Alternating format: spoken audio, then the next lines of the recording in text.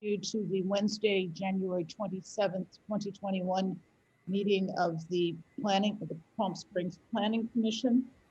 And can I have a report on the posting of the agenda, please? Madam Chair, the agenda was posted on Thursday, January the 21st. This meeting has been noticed and posted in accordance with state law. Thank you. Can we have roll call?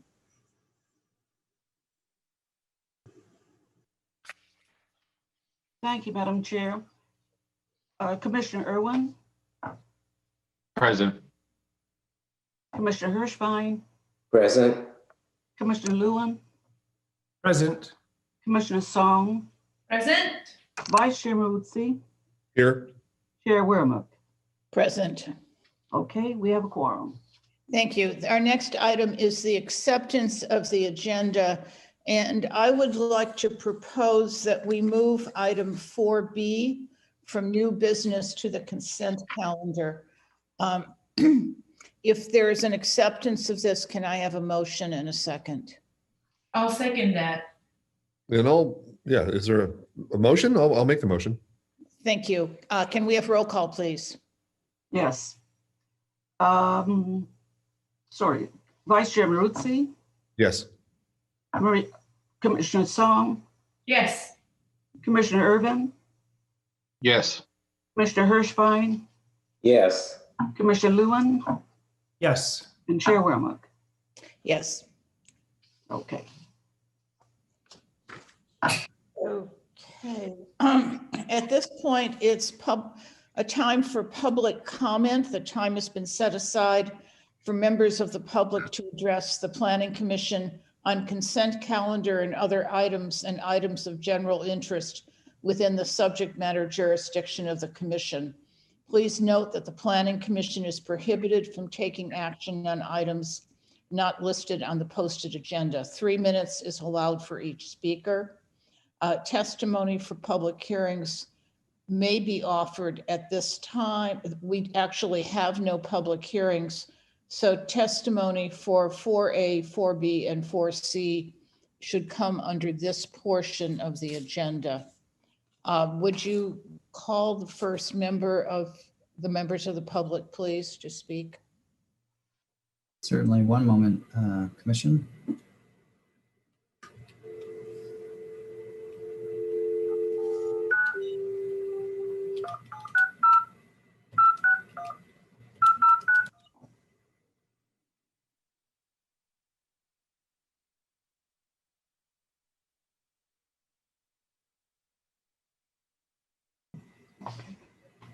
Hello. Hi, Trey Daniel. Yes. Hi, this is the Planning Commission. We're calling you to let you provide public testimony for the agenda this evening. So yes, you may do so now. You are live with the Planning Commission. You have 3 minutes. Thank you. Good evening. This is Trey Daniel, and I live in the Lawrence Crossley neighborhood, excuse me, on Marguerite Street. I'm calling to voice my support, as well as the majority of my fellow residents in the Lawrence Crossley neighborhood, for the Vibrante development that Corman Lee is planning to build along 34th Avenue. For the planning commissioners who were not involved in this 7 years ago, and for those 2 who I believe were, you may remember that the original plan is not the one you're looking at. The original plan was a walled and gated community.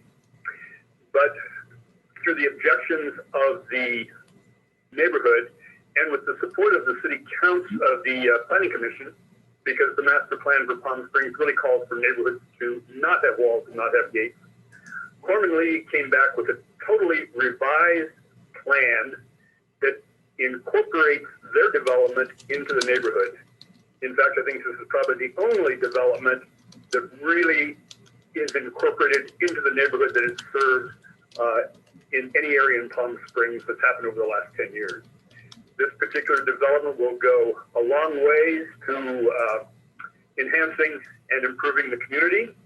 It will be a part of the Lawrence Crossley neighborhood, and I strongly urge you to approve this project and allow them to move forward. Thank you. Thank you, and we'll disconnect.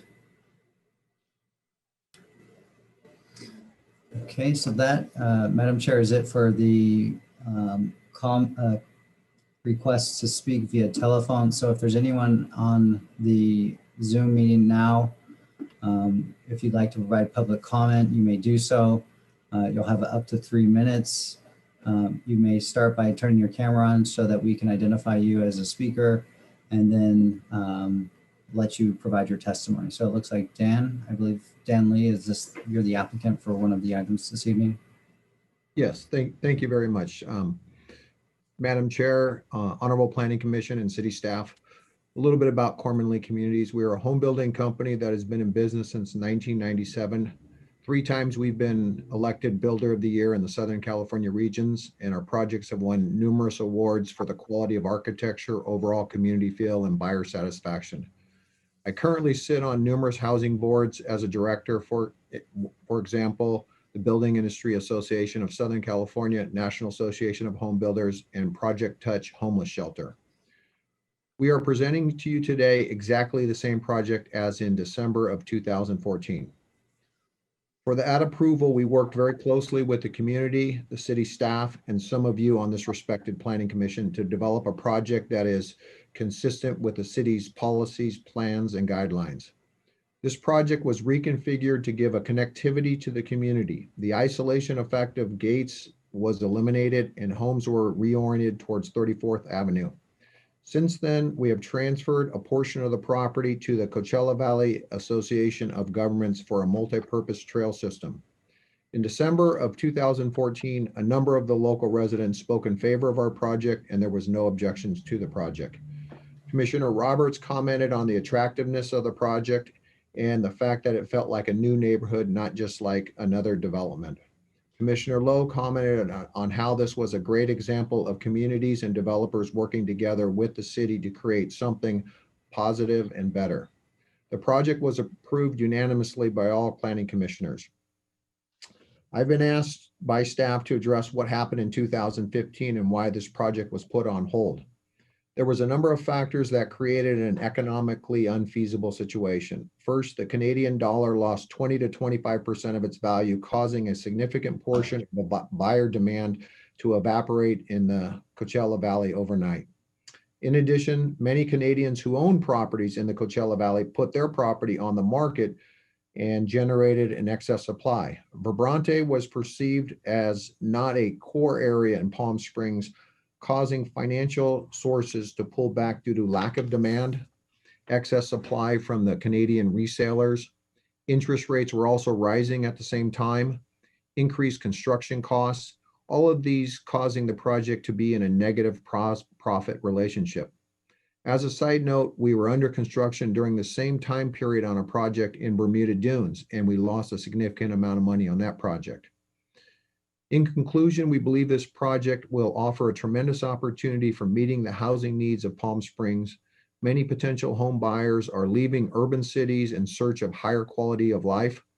Vibrante will allow workforce service providers, including teachers, first responders, medical staff, to live, work, and play all in the same community, which studies have shown increase the overall citizenship of a society.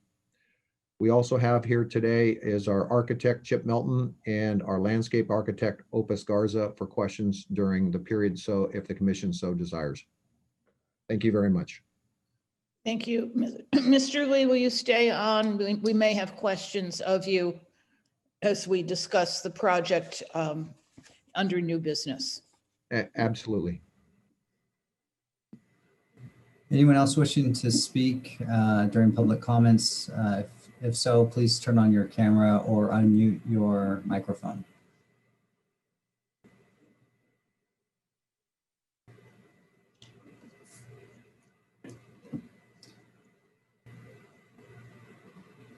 Doesn't appear that we have any other additional speakers, Madam Chair. We have no speakers for item 4B or 4C.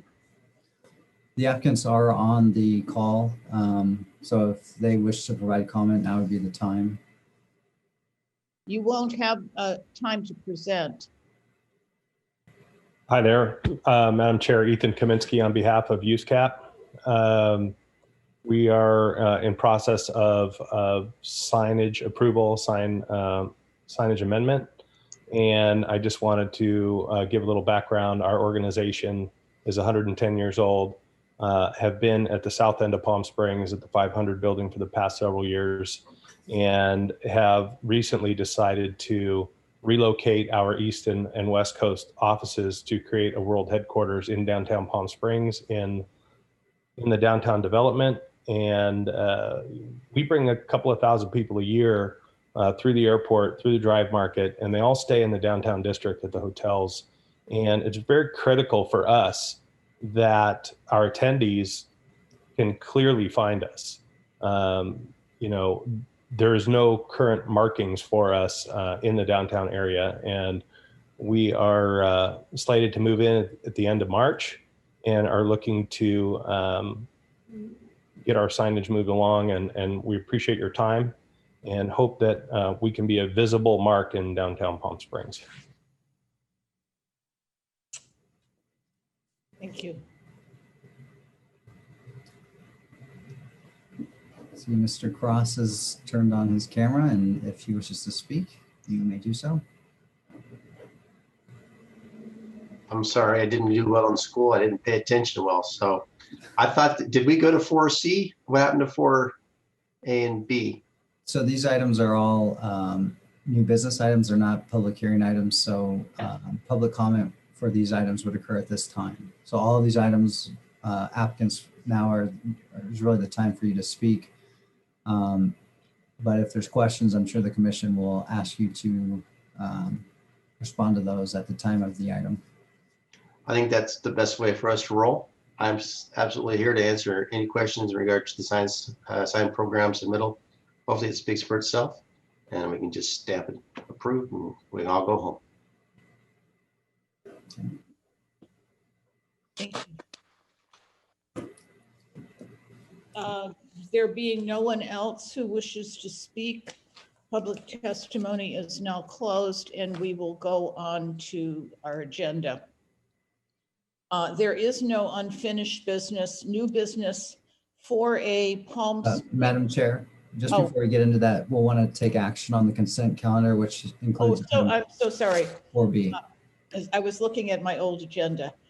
The item on the consent calendar is Kevin Brook for a major architectural application to construct an 8,643 square foot single family residence on a 1.4 acre hillside site located at 260 Ridge Mountain Drive.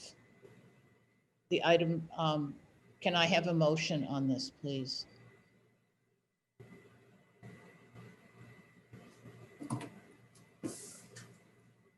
Madam Chair, I will move approval of the consent calendar. I will second that. Can you call the roll?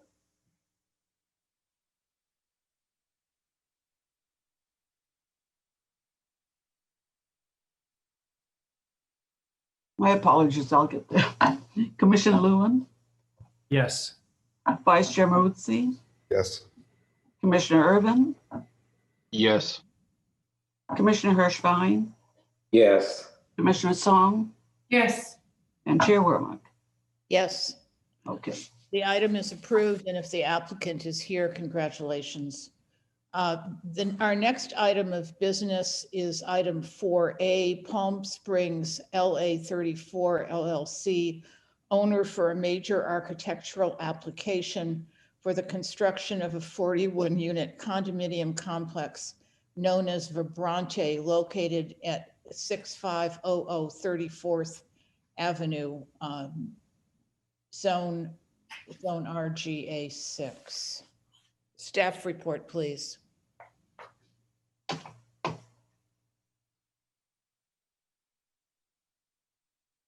Thank you, Madam Chair. We're trying to get the slide up. Can you see the slide? I can, yes. Great. Okay. So let me go back to the first slide. Sorry, it jumped to the very bottom end of it. Technology, you know, it's showing that. Okay.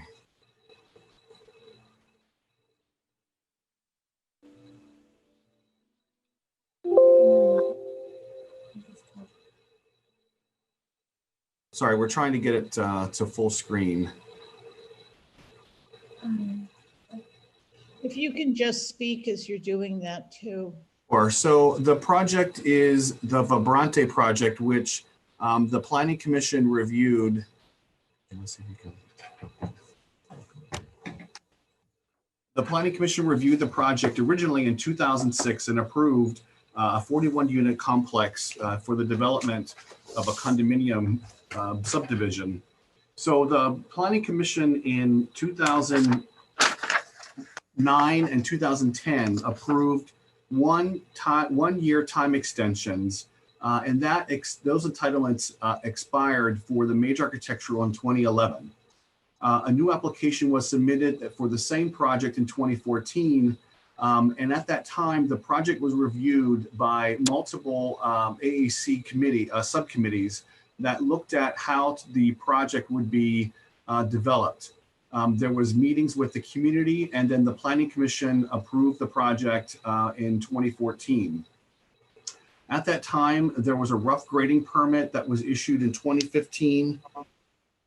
And then the track map 32736 was recorded with Riverside County, which cemented the entitlements for the track map and the condominium map.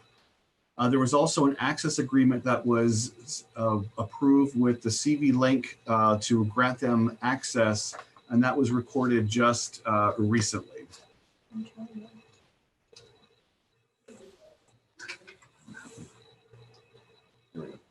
So looking at the project, the location, this is the end of 34th Avenue, and you'll notice that Dinah Shore Drive is on the east side, and then the Lawrence Crosley condominium, residential development is down here to the south.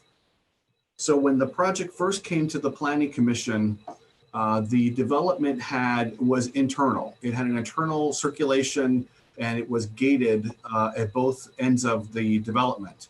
But through the AAC and a subcommittee and meeting with the neighborhood, the project was revised to include a row of houses that fronts the street. So there will be immediate driveways, and then the front doors of these houses along 34th Avenue face the street. The project is not gated. It was originally, and there are guest parking spaces throughout the development. So in your package, there's a series of diagrams that show what the streetscape would be. This would be the entrance. This shows the landscape area and the driveways and the curb cuts along 34th Avenue. A streetscape showing how each of the houses would be laid out along the street. And then there's a series of diagrams showing the interior street layouts. The houses are both they're all single family, but there are 1-story and 2-story houses, and there are 2 buildings that are duplexes that are connected with a common wall. So each house has a 2-car garage. This is a 2nd-story unit here, 1-story. And if the members of the Planning Commission remember that the AAC spent a lot of time working on window dimensions, overhangs for solar control, also the columns on the front of the buildings here as to the width and the angles. And we looked at materials and light fixtures also. So moving through these slides quickly, this is one of the duplex buildings where there are 2 connected. And then in your package, there's a series of architectural drawings that shows the type of materials that will be used on the building, including stucco and then different elements of metal. So running through these so the Planning Commission can review them. This is the duplex with the 2-car garages and the common wall. So they're a modern design with some with butterfly roofs, some with flat roofs. This is a unit, the side, another side of Plan 4B. Also in your packet was 9 different color schemes that they'll be used interchangeable throughout each of the units in the development. There's also elevations showing the 4 sides of the building, the rear and the sides, and then the 2-story units with the upper unit containing the bedrooms. So staff recommends that the applicant has made efforts to move the project forward. They've obtained a rough grading permit. The tract has been recorded with the county, and they've also recorded easements with the CV Link. The engineering, Rickman Harris, the engineering department is available to talk about the tract map process. The Planning Commission received a letter of correspondence from a resident in the neighborhood, and you also received a response from the applicant's attorney in relationship to some of the comments that were made in that first letter. So just to talk about the CEQA document, the Planning Commission City Council approved the CEQA document in 2006, and in 2014, the project, we required them to submit 2 reports. One was a noise study and an updated greenhouse gas emissions report. And at the time, the Planning Commission approved the development based upon the original CEQA document in 2006. So Chair, that concludes my report. The applicant is, as you know, made comments earlier and is available. Questions for staff, and I think if we can have Rick talk a little bit about where we are in the tract map process, that would be good. And then if we can have the city attorney available. And then I'll open it up, but I wanted to. Madam Chair and Commission, good afternoon. The tract map for this project has already been completed. It was a single lot subdivision, and there was a parcel 2 of the map which indicated the slope easement for the Dinosaur Bridge, which is where part of the CV Link is going to be placed, when it's an overlying easement over the existing slope easement. But the tract map itself. Can you show that to us? What's that? Can you show that to us? I do not have that available to show it to you. It is recorded though. We do have the recorded map here in our office. Glenn may have it part of his slide. So the tract is the entire development here.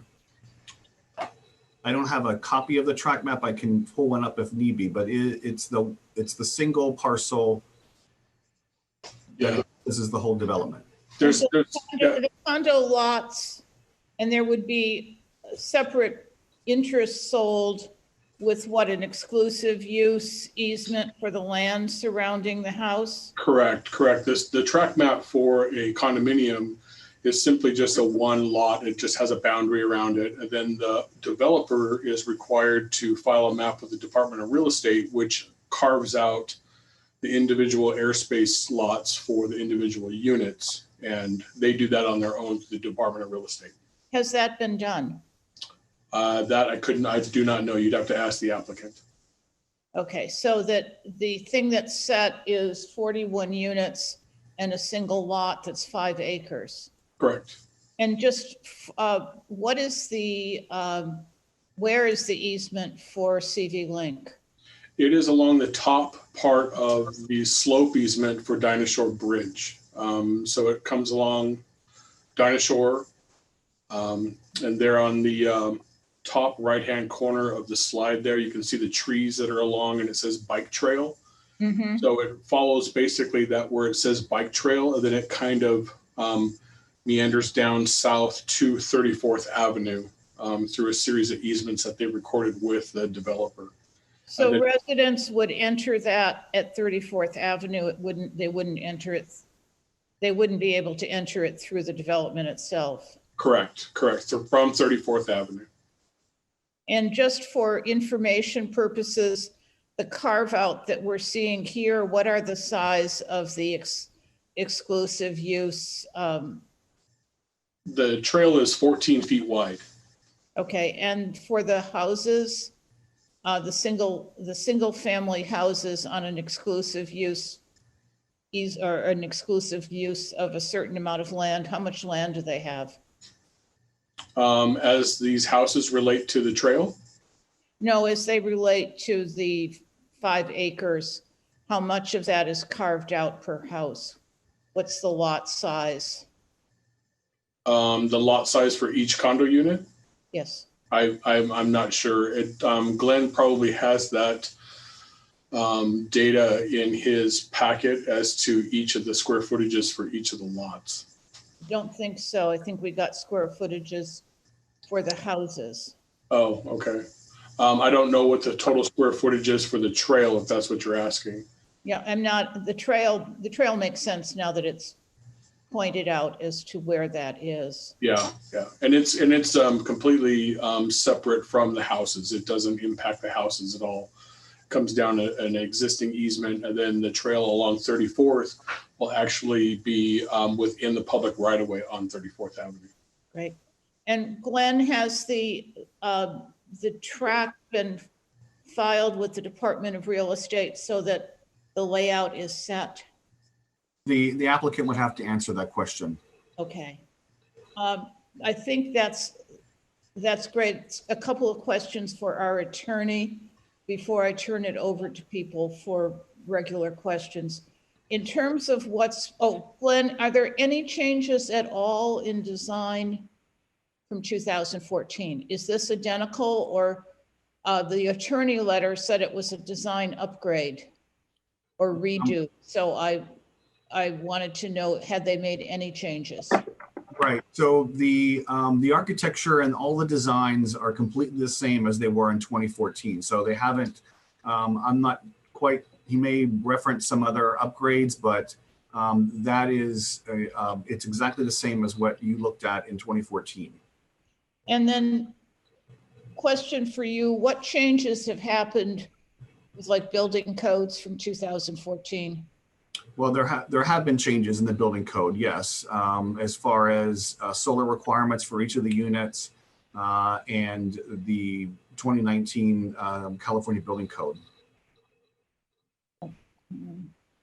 And for our attorney, is this a new application to us for our attorney? I've taken a look at the letter sent by the attorney as well as the public comment here.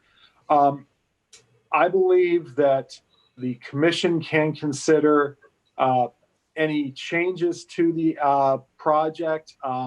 There looks to be vesting in the design to the extent it was put into the final map, because that final map was already recorded back in 2015, and that does confer some vested rights. That said, the final map is over 5 years old, so there is some legal authority to impose new conditions on the project under the Subdivision Map Act.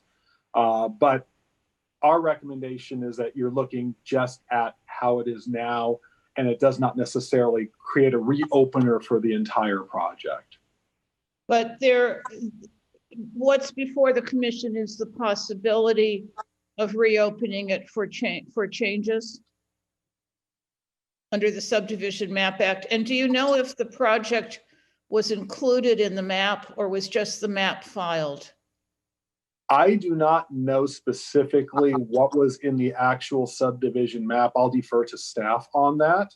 However, because this is a condominium subdivision of airspace, that tends to incorporate more design than if you were just subdividing single family residential lots. So Glenn, can you answer that question? Once again, we'd have to ask the applicant if they've filed that with the that portion of the condominium airspace rights. And then regarding CEQA, there were a number of issues raised in the letter that was sent to us regarding endangered species, burrowing owls, other forms of life. Were those items included in the original CEQA? In 2006, there was a biological report that was done, and there were no endangered species found at that time. So, you know, if something has moved in the past 16 years, we don't have any evidence that says that there has. But you don't have any evidence that shows that there hasn't been either. That's correct. There's no and so in terms of looking at that, what is the range that's in front of us? In terms of biological, there was no biological report that was done since 2006. So in terms of what the commission can consider, the commission could request that there be an update to see if there are biological issues. Mr. Priest, if you would address that, please. I believe, because I would respectfully disagree with the position of the developer's attorney here. I believe our code makes this a discretionary approval. That's the wording of our code. So I think that you could require additional CEQA on that basis. Again, I don't think that the final map necessarily vests everything so that we could not look at, you know, possible endangered species issues or any updated CEQA issues. So I believe we could do that. Obviously, you know, we would have to continue this item to have that analysis done. Thank you. I want to open this to the commission. Unless staff has more comments to the questions I've asked, I wanted us to at least get the base questions down and leave it to you to ask additional questions now. Glen, do you have any more comments? I would just offer one comment. As you've heard in the testimony from our attorney, Mr. Priest, and from the presentation of Mr. Malacker, primarily what we're focused on today is the approval of the architecture. So that is the application that's before you. As Mr. Priest has indicated, you do have the ability to look at the architecture and make comments and conditions relative to the architecture. However, we do have a vested final map, which limits our ability to make changes to the site plan. So again, the focus is on the architecture. And with that, Madam Chair, I don't have any additional comments. Are there additional questions from the commission? Commissioner Maruzzi. So looking at the very first paragraph of the staff report, it says, ultimately all entitlements and approvals expired. So that seems a little broad considering what we've just heard. Is that correct? It's not actually all entitlements and approvals expired? That I was referring to the major architectural, which is before you today. So those have expired. So it's not unusual for the Planning Commission. You know, we do time extensions on a project that is about to expire, but this project went through its entitlements and they did not come back and get a time extension from 2014. So in our opinion, they have expired. So you're saying that the only request for an extension would have been related to the major architectural, but not for the project as a whole? That's, well, because the track map is already recorded, that's the only thing that's left that could be extended would have been the architectural approval. Would have been or is true now, because this is 2014 when it was last approved. I'm sorry, it would have been. Well, I thought 2015 was when the track map was filed. And 2014 is when the approval was for the project, including the major architectural. So you're saying that since the track map was filed, really the only thing that we have that is up in the air, as it were, is major architectural. Right, that's what the application is for a major architectural approval. Okay, thank you. Madam Chair, I would just point out that in 2014, the tentative map was approved, and the applicant in 2015, as I understand, did get the final map approved and recorded. And once that happened, the final map became permanent and vested. But the major architectural is a separate entitlement.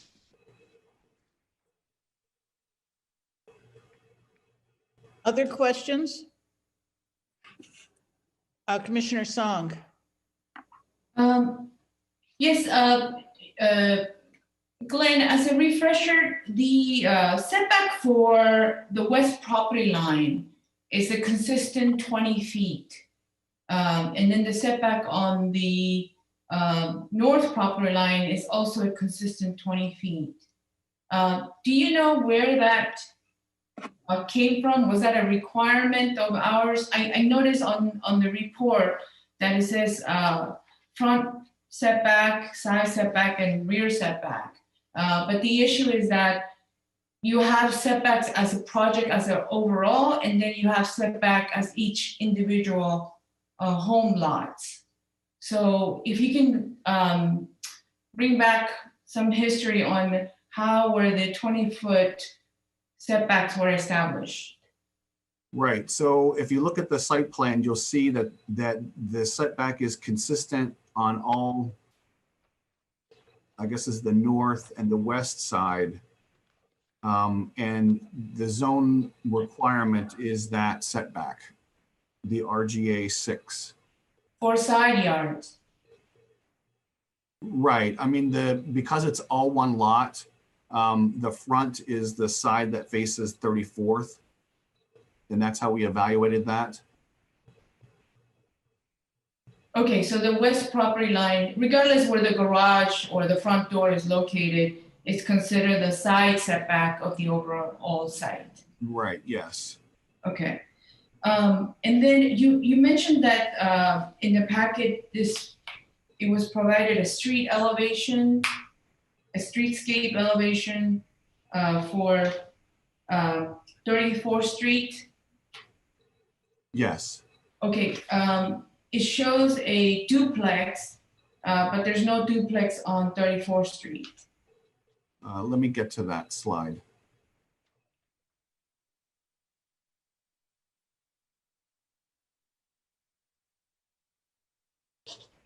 So this is the 34th Street streetscape. Oh, I'm sorry, I was looking at another one. Okay, so this shows no duplex, correct? Right, the duplex is Further inside of the site. Yeah. right. There are only 2 of them, and they're along the bike trail, the CV Link trail. Okay, third question is, again, recalling bad memory, but I believe when there was a development project such as these, there was a whole emphasis from the Planning Commission before I came in about providing a driveway apron so a car could actually park outside of the garage. Was that a strong recommendation, or was that an amendment towards sort of planned development district or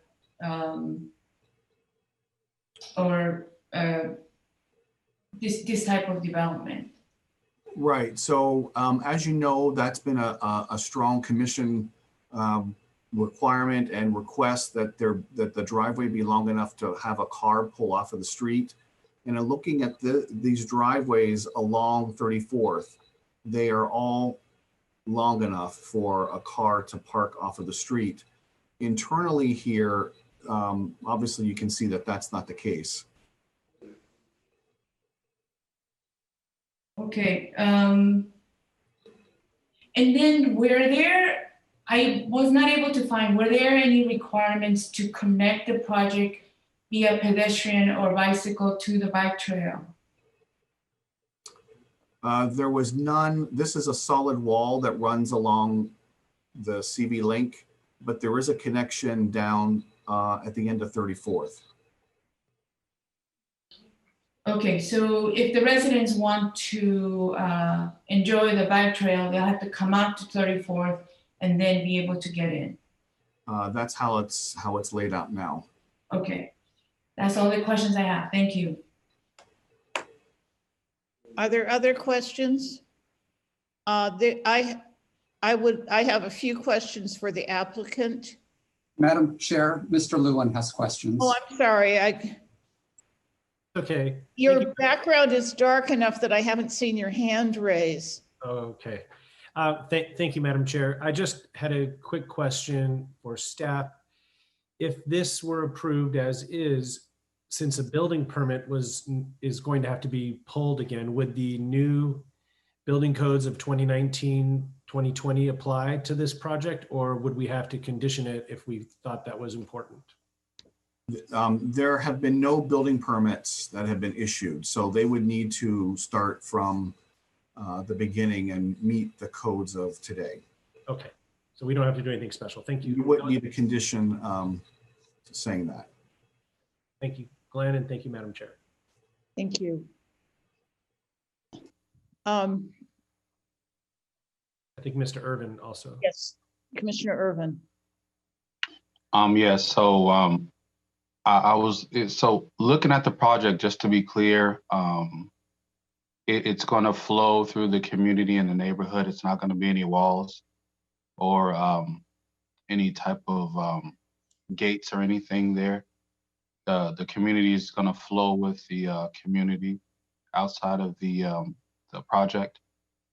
That's correct. The original project had 2 gates along the street, but they have been removed. And we also worked to get this, if you can see the pointer, Margarita Street comes up and now will go directly into the development. So it looks like it's part of the development. So we worked to make sure that these streets lined up with the developments of Lawrence Crosley. And I didn't see pricing. Did I overlook or miss pricing? Does it have pricing in our packet that we have? I think that's a question, Commissioner Irvin, we can ask the applicant. Okay. That's usually not in our packets.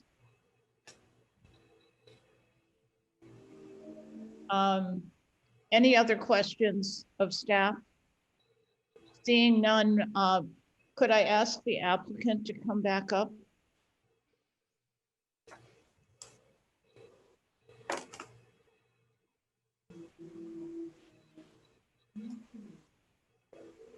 Is it Mr. Lee? Yes, Madam Chair. Mr. Lee, first question I have for you is what have you included in your track map submission? What as staff has indicated, what we've submitted into the city is a re-entitlement for the architectural plans. No, that's not my question. My question is, when you submitted your track map, were the architecturals included, or have you gone through the DRE? Is any of what's before us included in your track map? I don't, you mean our original submittal? In what was recorded? I don't believe so, Madam Chair. And so what you would be submitting to the Department of Real Estate would be what comes through approvals here. Yes, ma'am. Okay, so that leaves us some flexibility in terms of, I'm assuming that leaves us some flexibility, but that may be a question for staff. Commissioner Irvin, you had a question for the applicant. Yeah. The question I had, I asked staff, what is the pricing of the project? Have you put together the pricing of the project? We've had a market study done very recently, and they've indicated that we should be starting pricing in the upper $500,000 range. Okay. Can I make a clarification, Madam Chair? Yes. You mentioned a 5-acre site. The site is actually 7.5 acres, and the lot sizes are typically minimum in the mid 4,000 range, but some of them go up to 6,500 and some as large as 7,000 square feet. As far as not lot size correction would be the exclusive use. An area, right. Right. Including the building. And the exclusive use common area coverage, since we're not using lot coverage, do you know what that would be typically? The coverage ratio, so the total square footage that is under building versus the entire acreage of the site. We can do that calculation. I don't have it. I can do that calculation for you though. Madam Chair, Mr. Malacker can provide that information for you, but go ahead and continue your questions of the applicant. Then is this exactly what you was approved previously? And if it is, have you looked at colors and materials again to determine whether this meets the current marketplace? We have, and in our market study, the consultants indicated that with the color schemes and this mid-century modern architecture is still applicable in today's marketplace and today's market demand. We also have our architect here that can comment on that if you like. If he could.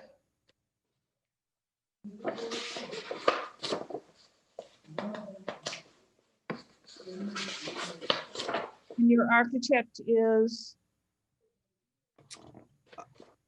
Good evening. Yes, good evening, Madam Chair and Commissioners. My name is Charles Melton. I'm the architect with Knitter Partners. And we are the original architects that worked on this project way back when, and I'm the original designer of this project. And actually, yeah, we have not made any changes. And in fact, as I looked it over, I was really kind of happy that it really does hold up to today. And I think that kind of speaks to its flavor of originally kind of chasing after a modernized version of mid-century modern with more modern living. As you know, a real true mid-century modern house is not as comfortable. There weren't any floor plans attached, although that's not generally our purview, but we usually do see them to your submission. Oh, I didn't realize that. My package here that I printed for myself, I've got all my floor plans, so I Chair, you do realized you didn't have plans. Chair, you do have the floor plans in your packet. Okay. Oh, did I do? Sorry. I was looking at the larger plans. I think those are my questions. One question, have you walked the site recently and looked at the emergence of plant life and biological life that might not have been there before? Have you done a survey of it? As the architect? Yeah. If you rewalk the site. We did not rewalk the site on this occasion. The last time I walked the site was in 2015. So, you know, if that's a concern, obviously we would want to take a walk through there. But as of now, no, we haven't walked this particular site since 2015. Thank you. Are there other questions for the architect or the applicant? Madam Chair, we do have employees go out there on a fairly regular basis to pick up debris and trash when we get, especially when we get notices, but we do it on a regular basis to make sure the property is in clean and respectful condition. So we've had employees out there, you know, within the last number of months going out and picking materials on the site. Thank you. Madam Chair, I can answer that question you had. So the building area takes 20.3%. The paving, including streets and drives, is 20.2%. And then the landscape open space recreation is 59.5%. Thank you. The matter is Commissioner Song. Yes, I wanted to ask on 34th Street, the cluster of 5 homes that you have. It looks like 2 of them are 2-story buildings. Does in this case the 150-foot separation to 1-story buildings from adjacent, has that been applied here in the placement of the 2-story residential homes?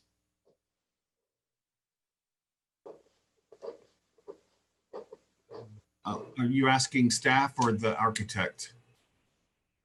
The architect.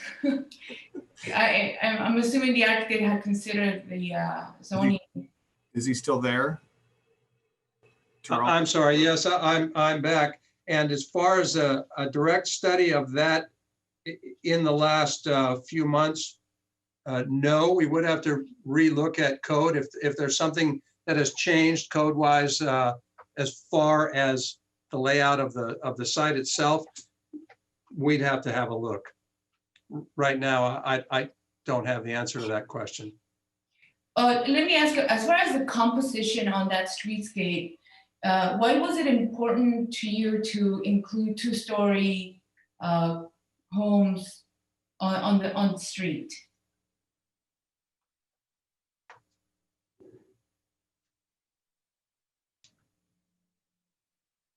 As far as the lotting goes, as far as showing on 34th Street, the 2-story homes?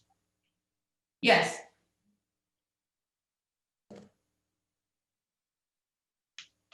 I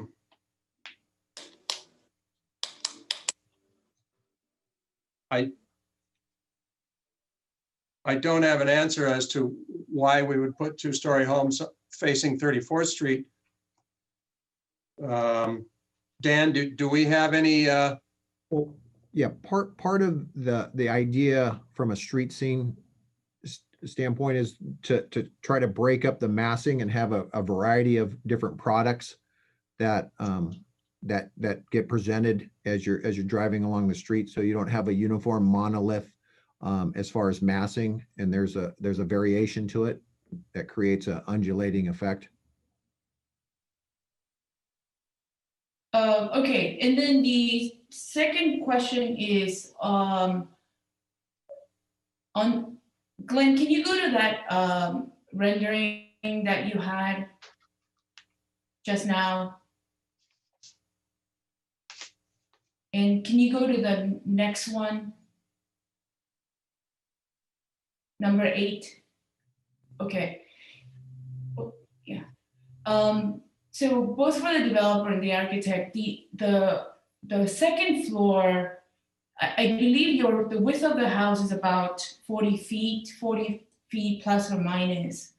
As far as the streetscape composition goes, did you look at the second story and see if you could create more of a setback or articulation so the 40-foot wall doesn't look so blank?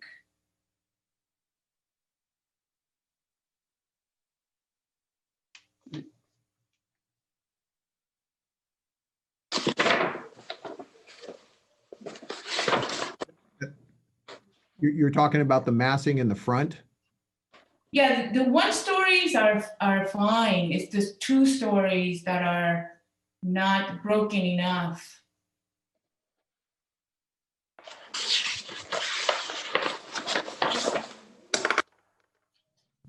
What's that? So if you see the rendering right on the screen right now, above the garage of the second floor. Yeah, I mean, Chip, maybe you can address sort of the architectural theme of the mid-century concept that we were going after. Well, as we know, the architectural theme of mid-century modern is clean, simple, and kind of timeless. And that is the look. If we were breaking this up and kind of doing some more undulation with that second floor, it would kind of fly in the face of that kind of blocky mid-century concept.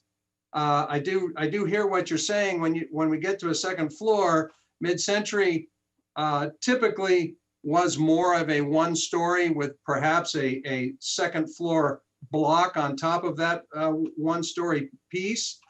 And yeah, the undulation. Let me check the floor plan again, just to make sure that we're comfortable with what we're saying here, because we also created, we don't sit, the massing varies on the roof line, so it sits back quite a bit. And yeah, it sits back. That's the thing. See, it sits back 20 feet. On the garage side, it sits back 20 feet, and on the over the kitchen area, for instance, on plan 2, that's back about 14 feet. So there's definitely some motion there. Perhaps maybe our rendering is lying to us a little bit. Maybe some other exhibits might help. Yeah, I appreciate the setback. I think 20 foot is quite nice. It's just that is one continuous single plane. So if it shifted, maybe one side shifted 15 feet and the other one, the other side 20 feet, then you have a 5 foot surface change. Correct. Yes, right now it is a single plane across the front on the second floor. It does break from the front of the house, and that would be possible if that's something that we need to put into the architecture. I'm not 100% sure it would, I mean, yes, it is something that we could work on. I could push that master bedroom back a little bit, and I think we could still stack up the way that we're, the house could still work without creating excessive beaming to make the house work. I mean, last question. The schemes 4 to 8 have more sort of a fit Arizona Adobe-ish color schemes. Did you have a chance to look at those compared to the market rate color demands of the last couple of years? Because I'm projecting that these projects will be built within a year and a half. So colors have quite a bit evolved since the last time this was submitted.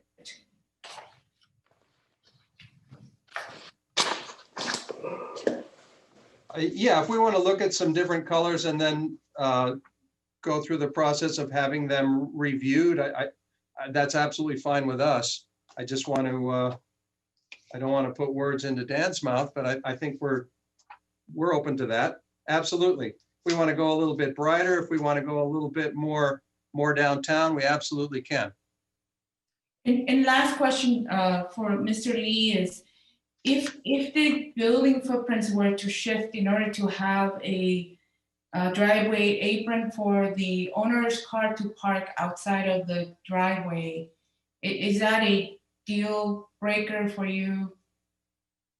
Yeah, this site, it's a very intricate site, and the houses that, as we plotted these out and trying to get break and trying to get nice side yard setbacks on a lot of these houses, we worked quite extensively on laying this out, that we had some differentiating street scene, and we had some appropriate distances between the houses.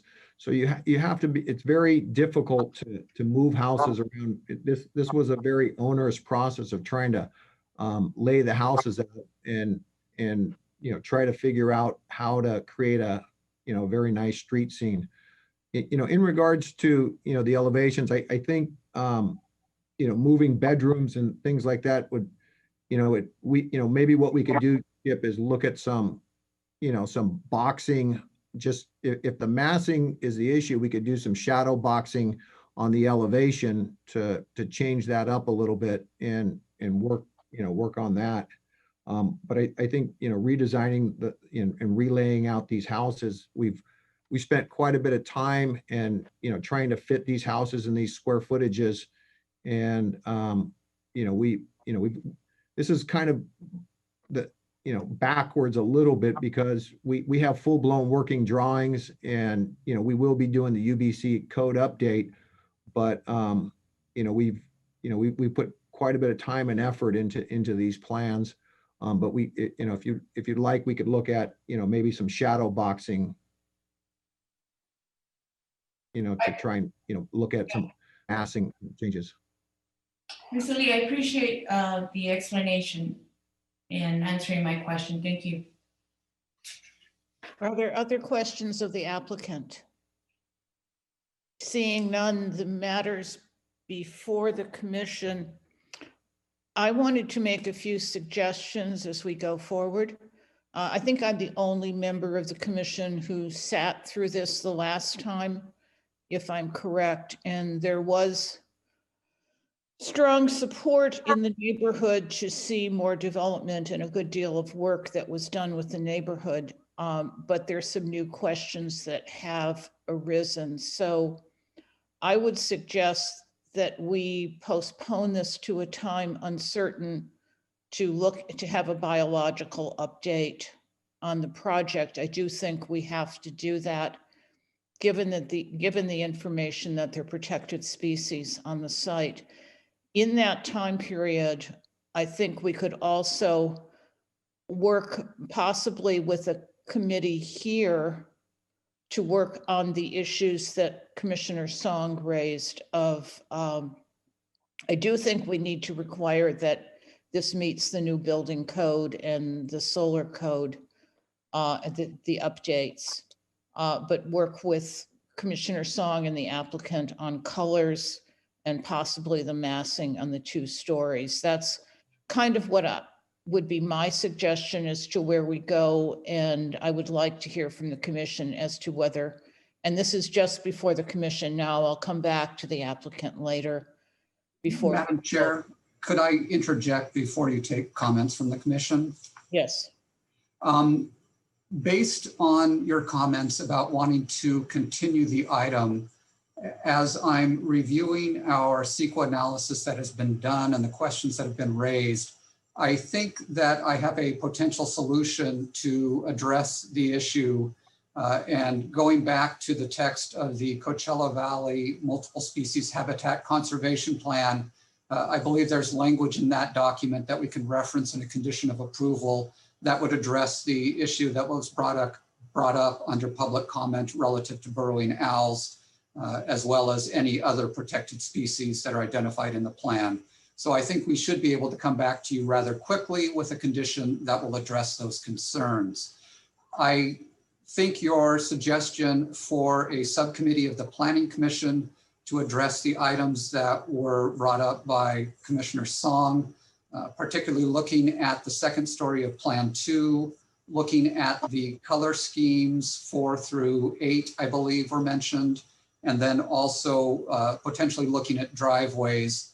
While there is more than adequate guest parking within the development, we've learned a few things about driveways, and I think we could work with the applicant to address your concerns that were brought up. So again, your suggestions relative to protected species, I think we can deal with rather quickly, and a subcommittee of the Planning Commission, I think, is more than adequate to address your design concerns, which we can work with the applicant in doing that. Thank you. Commissioner Hirschbein. Thank you. For me, the project is far enough along and the concerns relatively easy to deal with that I don't think it should come back to us as a commission. I think if you want to establish a subcommittee to address the color and some of these massing issues, that's fine, but I would leave it in the hands of that subcommittee to finalize any changes.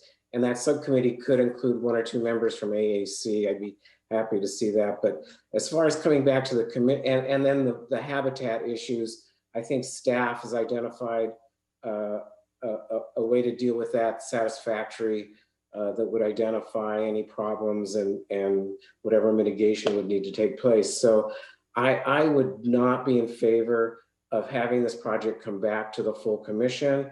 but addressing these issues either through staff or through a subcommittee as the final determination. Other comments from the commission and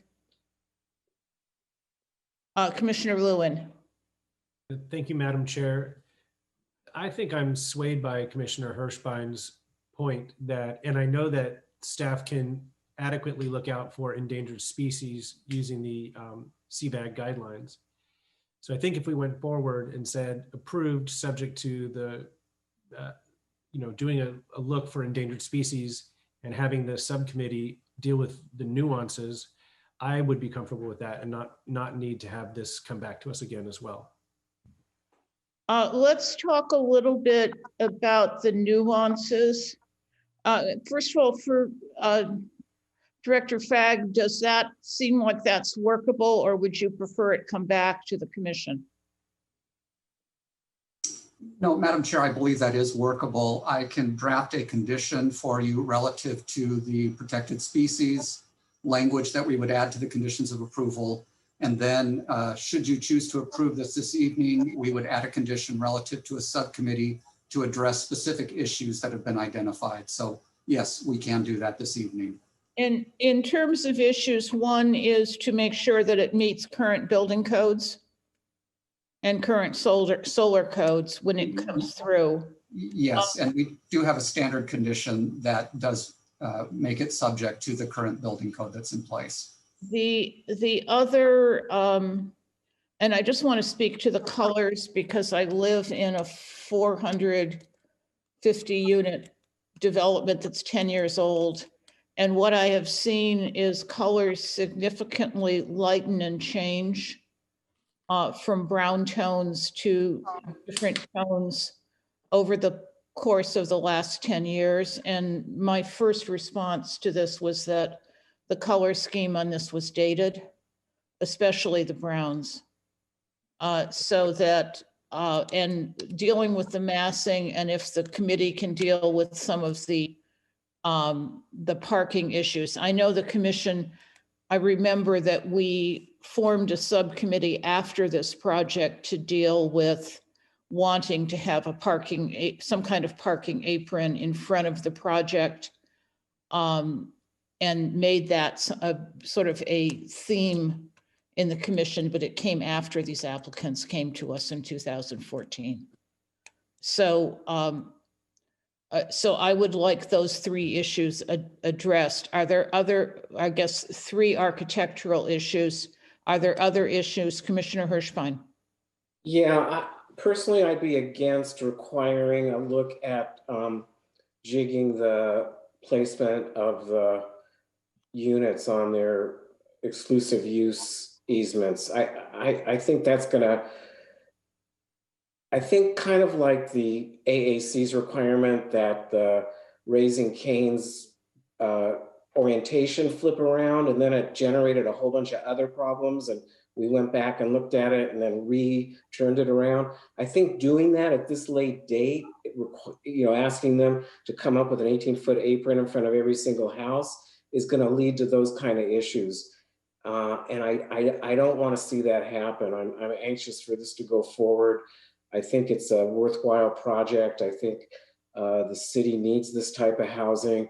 And I think by doing that, by telling a subcommittee or staff that they can look at rejigging where the house sits on these exclusive use easement sites is gonna, if you look at the site plan, the way it's laid out, and you look at those particular houses, there's not a lot of places they can go. And I don't agree with that being part of the purview that we're gonna invest the subcommittee with. Commissioner Song? There's the two things that I want to say, which will cover Commissioner Hirschbein's comments. One is that I'm still sticking to the point of having a pedestrian or a bike connection to the trail, because it's nice to have that connection of this project that's 600 foot deep, instead of coming out back onto the street be able to have its sort of its own and special connection. So I would like to still raise that comment that I have. The second is I respect the comment that was made, but I believe the setbacks for this RGA6 for side yard or rear yard is looked at one individual parcel at a time. In this case, there are many parcels.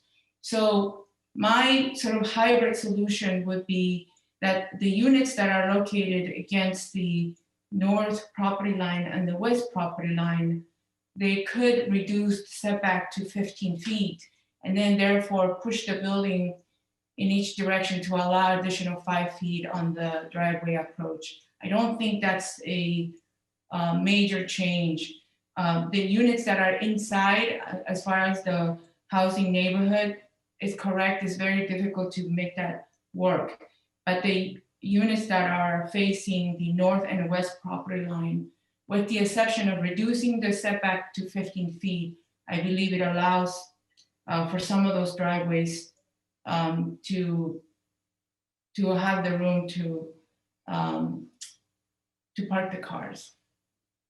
So that would be my two arguments that I still would like to make. Is there an elevation change between the site and the bikeway, or is it all flat? Could you just walk right out, or is there a levee or some sort of slope? There is a levee, Commissioner. So it's a significant slope up to the bike trail. So I think that kind of negates what you're trying to accomplish, Commissioner Song. But if you have been to the CV Link near in between Bisticino and Ramon, there's levees and there's all kinds of different level changes, and through ramp and slopes. Actually, it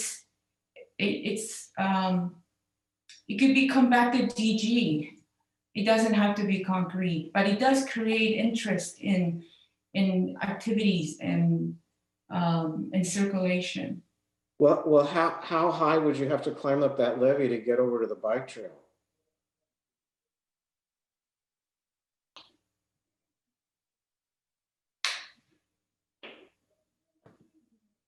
And where would you do it?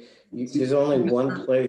Sorry, Madam Chair, if Mr. Lee has an answer to that, he probably knows the site better than most of us. Yes, Mr. Sure. Lee, if you could speak. Well, can I address multiple issues or just one, Madam Chair? First, address this issue. So in regards to moving the houses around, there's a perimeter setback of 20 feet that's required on the site. I think Glen, maybe Glen, you can, try to address that, and then that would have to be a major variance that would need to be processed through the city in addition. So the perimeter does have a setback of 20 feet. The concern, I guess a trail implies exercise and people wanting to exercise. And I do believe the accessing the trail on 34th Street and the fact that we've dedicated a portion of the property to the trail system, I feel that if people are going to go take a walk on a trail, walking an extra, 100 or, 200 feet, shouldn't seem like a major issue from that standpoint. And then also the yards were also designed and we laid it out. So, and you can see in the exhibit, and maybe the landscape architect could address this, but we tried to get as many of the lots as we possibly could where we could have either pools or spas, pools and spas, or what they call spools now. And that was a very strong marketing concept that's very important for people out in this community to have that opportunity. So moving the site around and the way it lays out, it's a very intricate geometry exercise that you really have to go through. I think the city engineer wanted to speak. Yeah, I just wanted to add a little bit of dialogue to the slope that came up as adding a trail along that. And that slope is very, very steep, and it is a minimum of a 25-foot elevation change from the floor of where the houses are to roughly the top of the slope. It could be a little bit further, it could be as much as 28-foot elevation change. I'd like to speak on that issue. I live in Asina and I live near the CV link, and we have to walk a mile to access the link. And that's absolutely fine. Everybody on their bike who does it walks the mile. If you wanted to just drive down there, you could also do that. I think having regular access points makes sense, and breaking into it probably doesn't make sense for a site that's this small.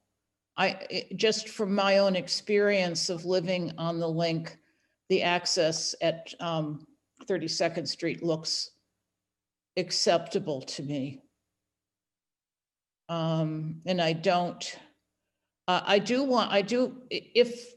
if the grade is as high as 25 feet, is there anything that's going to keep people who are on that trail from looking into people's yards?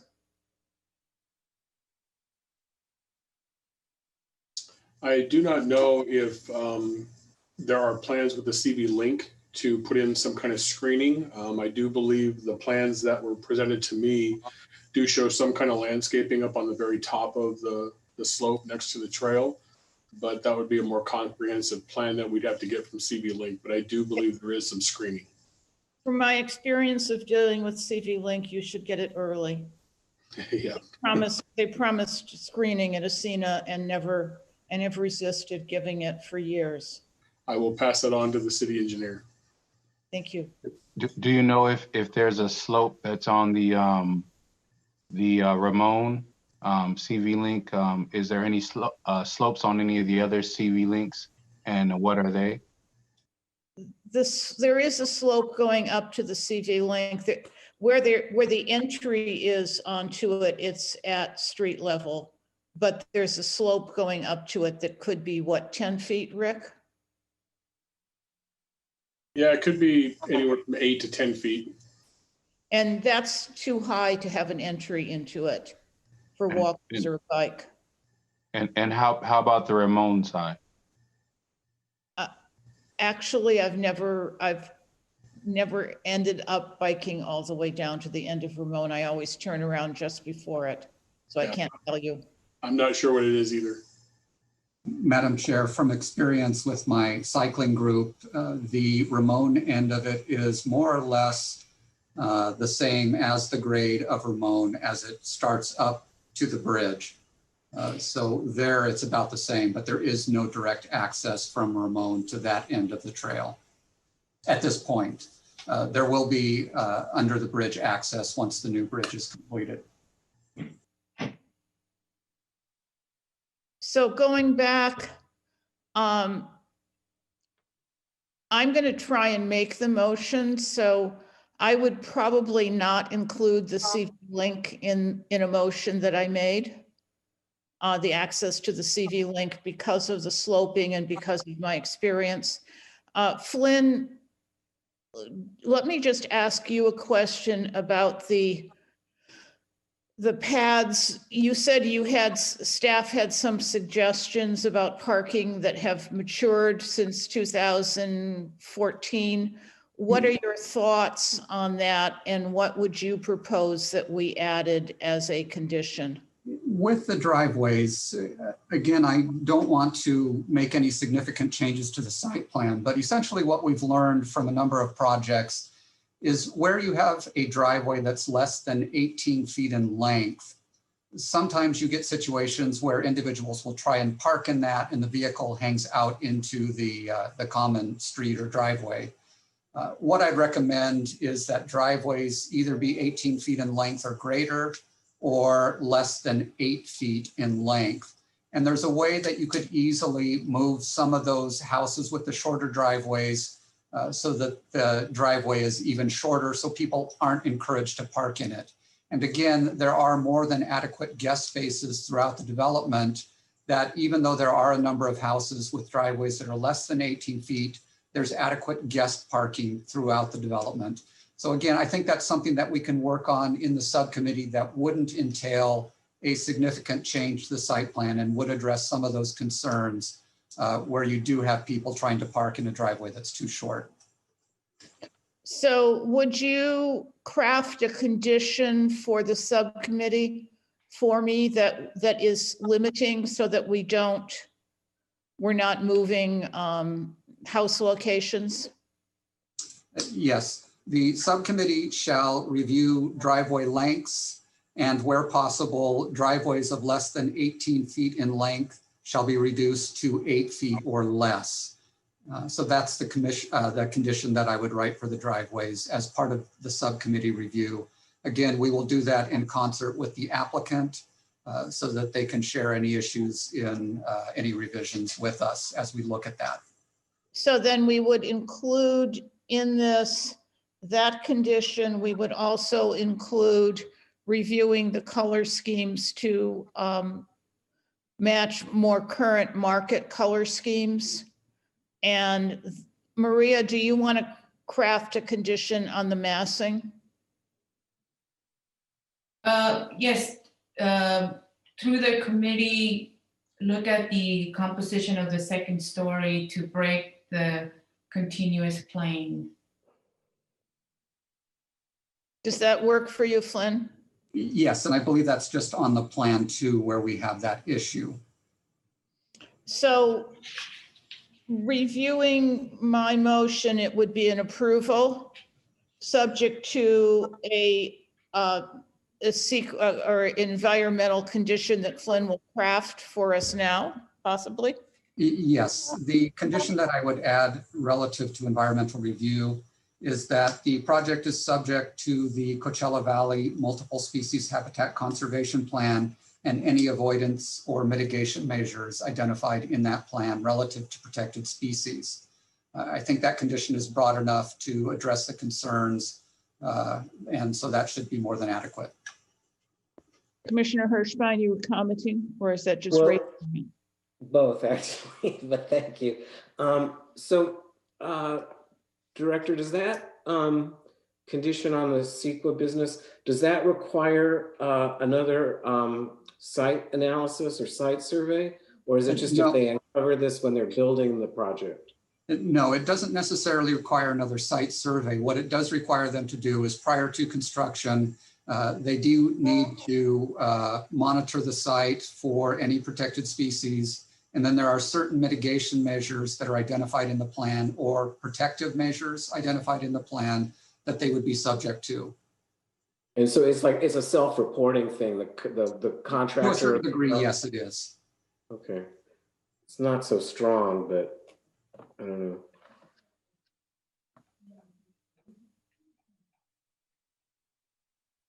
Are you satisfied with that, Commissioner Hirschbein? Well, I was expecting something along the lines that you'd have a biologist out there to take another look at it.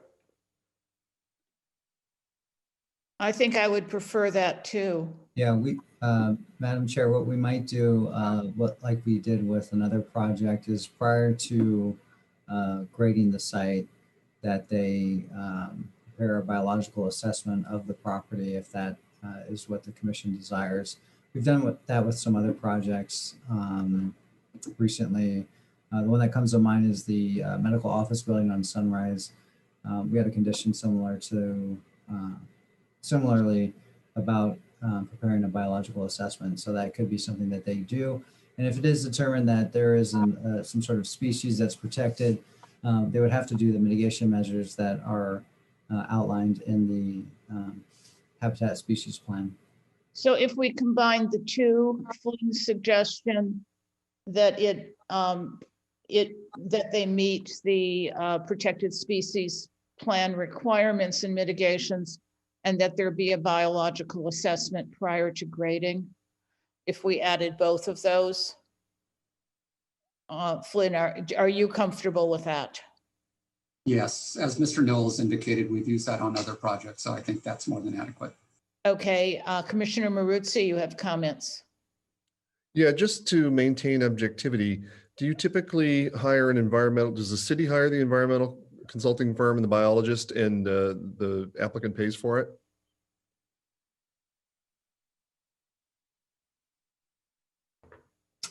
For technical studies, we've allowed applicants to provide those documents. They are being prepared by a biologist who is trained to look for specific things. I thought, I'm sorry, I have to interrupt, but I thought that when you are dealing with environmental studies for CEQA, you're contracting directly with the city, with the environmental consulting firm, and it's paid for by the applicant, not the other way, not the applicant hiring the firm. Correct. For initial studies, we do have an independent consultant who prepares those.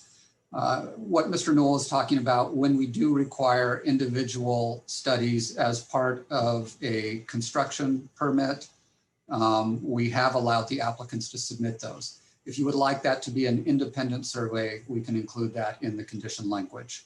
Yeah, and what I would also just add to that, Vice Chair Maruzzi, is that biologists who are reviewing species in accordance with the multi-species habitat plan are required to be approved biologists within the plan. So it's whoever is doing the survey in accordance with the multi-species habitat plan has to basically be an approved biologist under that plan. Yeah, I would assume that. I wouldn't even cross my mind that they wouldn't be hiring an approved biologist, but I think it should be done independently through a third part, through the contracting with the city. So I would like to include that if that is acceptable to the maker of the motion.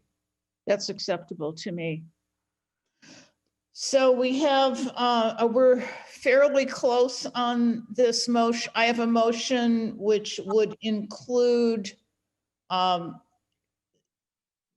condition that they meet the environmental species plan and that there be a biological study prior to grading by an independent biologist hired by the city and reimbursed by the applicant, that they meet current building codes and solar codes, that we review 3 different things. We have a subcommittee that would review 3 different things, one of which would be colors for more current color schemes, a review of the driveways with, and Flynn can probably restate any of this better than I can, but a review looking at the lengths of the driveways, reducing those that are less than 18 feet to 8 feet or less, and looking at the massing on the second floor, the 2-story units, and looking at the second floor massing and plane. Those being the conditions that would be approval. Is there anyone who would like to second that motion? I will second that. Okay, would someone else like to be the maker of the motion, since we have Commissioner Hirschbein who's also offered to second? I'll stay as maker. Commissioner Song will be the second. Can we do that? And then I think we need to appoint the subcommittee. Does that need to be a piece of the motion? Madam Chair, the subcommittee is included as a condition of approval, but the members you can do after the motion is voted upon. Excellent. In terms of, before we vote on the motion, does the applicant have comments on what we have looked at? Thank you very much for your thoughtful consideration.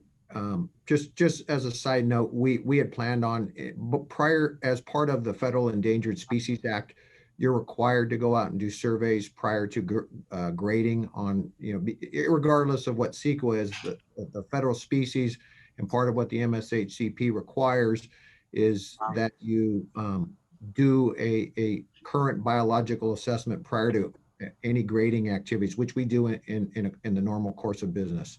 So that, that's, and most common out here is the burrowing owl, which, I know was addressed and there's a protocol that was developed in 2012 on how to handle those and when their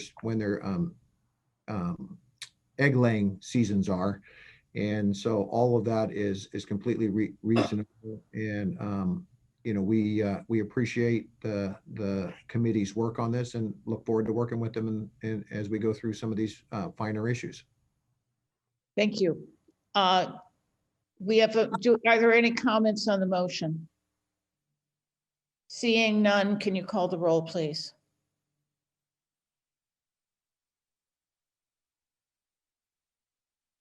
We can't hear you, Joanne. I have a big sign that says unmute. Chair Whitlock, Yes. Commissioner Song, Yes. Commissioner Urban, Yes. Commissioner Hirschbein, Yes. Commissioner Lewin, Yes. Vice Chair Maruzzi, Yes. and we have it. That passes unanimously. Thank you very much. And why don't we talk to see if there are any volunteers to be on the subcommittee from this commission? I'm volunteering Commissioner Song. Madam Chair, are we going to also include AAC members? I would make a motion that we include the chair of the AAC. I think that, Flynn, do you think we need to include 2 members from the AAC, or is the chair sufficient? I think the chair is sufficient. That's what we've typically done. I agree to both. And is there another person from this committee who would like to be on that subcommittee? Either Commissioner Hirschbein or Commissioner Maruzzi, would you like to volunteer?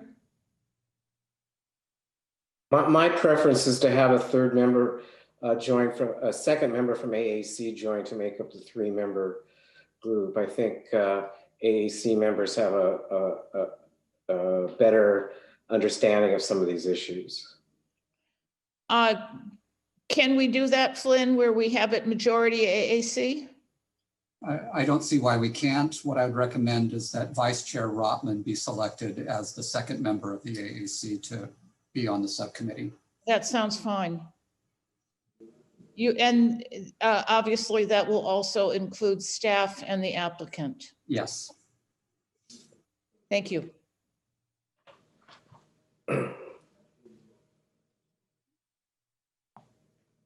And Flynn, you'll get back to us if either of them can't do it. Absolutely. Thank you. Okay, moving right along. Chair, can we take a short break? Yes, shall we take a 10-minute break? Thank you. Madam Chair, can I note before we break that I will be recusing myself on item 4C? And do you wish to just be excused for the rest of the meeting, or will you be joining us at the end? Actually, I would very much like to be excused since it's the final item. I think that's doable. All right. Thank you very much. For the record, I'm recusing myself because my employer the sign is for my employer, but I have no financial interest other than that. So I just don't think it's wise for me to give an opinion on the sign itself. Madam Chair, that has been done in consultation with the city attorney. Thank you. We will come back at 7:16.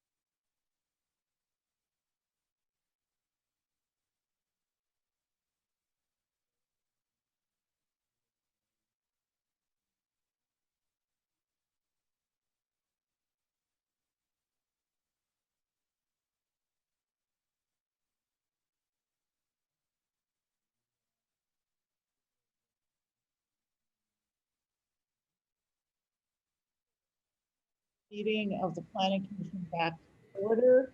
We're on item 4C, which is DPPS A14 LLC owner proposing an amendment to the sign program for the Block A building located at 201 North Palm Canyon Drive, Zone CBD, downtown Palm Springs specific plan. Staff report, please. Thank you, Madam Chair. And you've just got finished devouring the equivalent of a 5-course meal. So I'm going to give you a sweet little dessert and then you can all go home. Let me share my screen. Can you see that? Not yet. How about now? Yes. Excellent. Okay. Thank you, everyone. I have 2 brief points to make before I jump into the guts of this. First of all, thank you to Jim Cross of Best Signs, who has worked tirelessly with me to hone this and get it in an easy to understand condition for you. The second thing I want to note is that in my staff report, there is mention of a vertically oriented building identification blade sign. That item has been removed.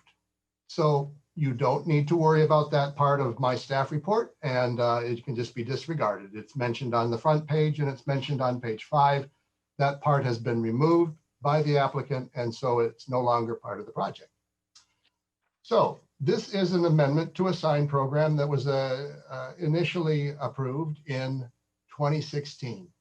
I want to briefly, for some of the new members of the Planning Commission, explain the purpose of a sign program. It's to establish a unified, harmonious approach to signage for multi-tenant buildings, to deviate as little as possible from the basic provisions of the sign ordinance, to resolve any visibility problems caused by the physical characteristics of the building, to provide an easy to follow generic set of parameters for future sign permits to follow.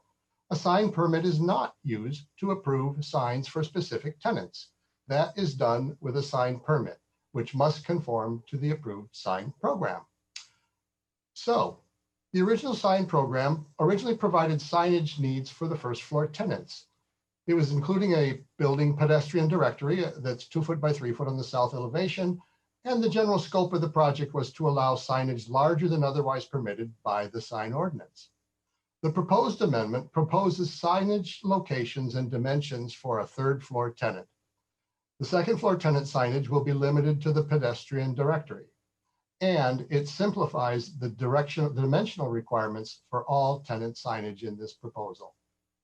So here's a couple of elevations and images of the building. This particular topmost image is the East or Palm Canyon Drive frontage. And the 2 colored photographs at the bottom here show the east elevation, and it shows the north and east elevation. And I would point your attention right in this little area right here. If you can see my hand on my screen, there's a little orange sign there, which is where one of the new signs will be proposed for the 3rd floor tenant. This is the 2 sides of the building, north and south, as you can see there on the upper part of the drawing. The orange box is the location that is being proposed for the 3rd floor tenant. And on the 2 lower images, again, you can kind of see where those are actually in position on the building. This is the west elevation of the building. There is essentially no change here. The one item that's being introduced will be in this particular location at the doorway that goes up to the stairway for the 3rd floor. There will be a blade sign there that will be dedicated for that 3rd floor tenant. Generally speaking, when a sign permit comes in after this gets approved, it will come in and we will show the exact dimensions and the exact text and so on for that specific tenant. In this case, it's the company use cap that will be taking on the entire 3rd floor. Okay, so I want to go back and just talk briefly about the couple of deviations that are necessary to make this sign program work effectively on this building. And primarily the place where the deviation is necessary is at the north elevation. And it's needed because of the configuration of the windows. As you see on this drawing, the windows on the north elevation prevent that third floor tenant sign from conforming with the code required maximum height of 28 feet. On the south side of the building, that dimensional height limit can easily be achieved, and there's no need for deviation there. So the real deviation is being requested here within this sign program from the basic components of the basic sign ordinance is the height of that north side sign.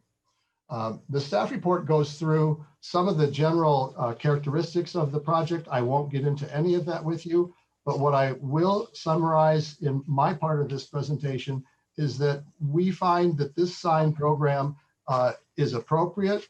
It meets the requirements for approval of a sign program. It's consistent with recent approvals for sign programs on adjacent buildings, and the standardizing area and letter height parameters that Jim and the applicant have been able to pull together for us is going to make both canopy and wall signs a lot more efficient and accurate for the staff at the counter to be approving those sign permits in the future.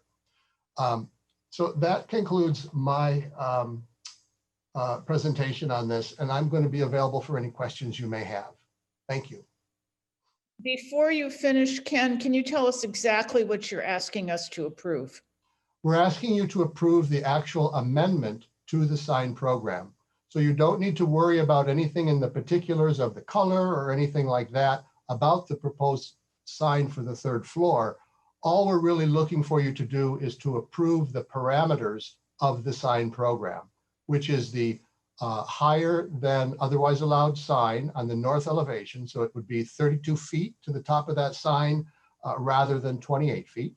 And the height of all the sign letters on, the height of all the letters on the signs on the canopy will be 24 inches, which will also be what the maximum height is for letters on the two wall signs for the third floor. And that's what I'm talking about in terms of the simplicity of this sign program and its consistency with the sign ordinance. So those are really the basic parameters of the amendment. It's bringing uniformity to the overall signage for this building. It's allowing a sign on the north elevation that's slightly higher than otherwise permitted, and otherwise it conforms. Are there any questions for staff? Commissioner Irvin? So there was a mention of 3 times larger than any other. What was that? The vertical sign that you guys removed? That was the vertical sign that was removed. Yes, exactly. Okay. Commissioner Hirschbein? Okay, going back to the sign on the side of the building, south and north side. So I'm not aware of any third floor tenants or second floor tenants in Palm Springs that has signage plastered on the side of buildings. Is this unique, or are there other examples of that? Well, I must admit I don't have a full sense of signage on some of the multi-story buildings in the city. I'm trying to very quickly think through some of the taller buildings that we have around town. I'll just jump in here. The Sun Center is one that comes to mind on South Palm Canyon, okay, yeah, where Modern Home is, and Revivals, which has a 2-story component with signage on the 2nd story. And then also where the Regal 9 Cinemas is on Tahquitz Canyon, we do have some 2nd story signage on that building as well. Those are 2 that come to my mind. The other one that just came to my mind is the building that used to have the Chop House in it that has a 2nd floor restaurant. I'm drawing a blank right now on that. Right. Yeah. That one has some 2nd floor signage. And I think that the building that's just south of the Wellwood Murray Library has a sign for its upper floor tenant also, as does the building at Amato and Palm Canyon, where Yeah, you're right. I know that one. You Bongo know what I'm John. talking about? Yeah, there's a restaurant Yeah. up there now. It used to be Looking Glass or something like that. Okay, and could you go back to the images that show that sign on the north and south sides of the building? Uh-huh.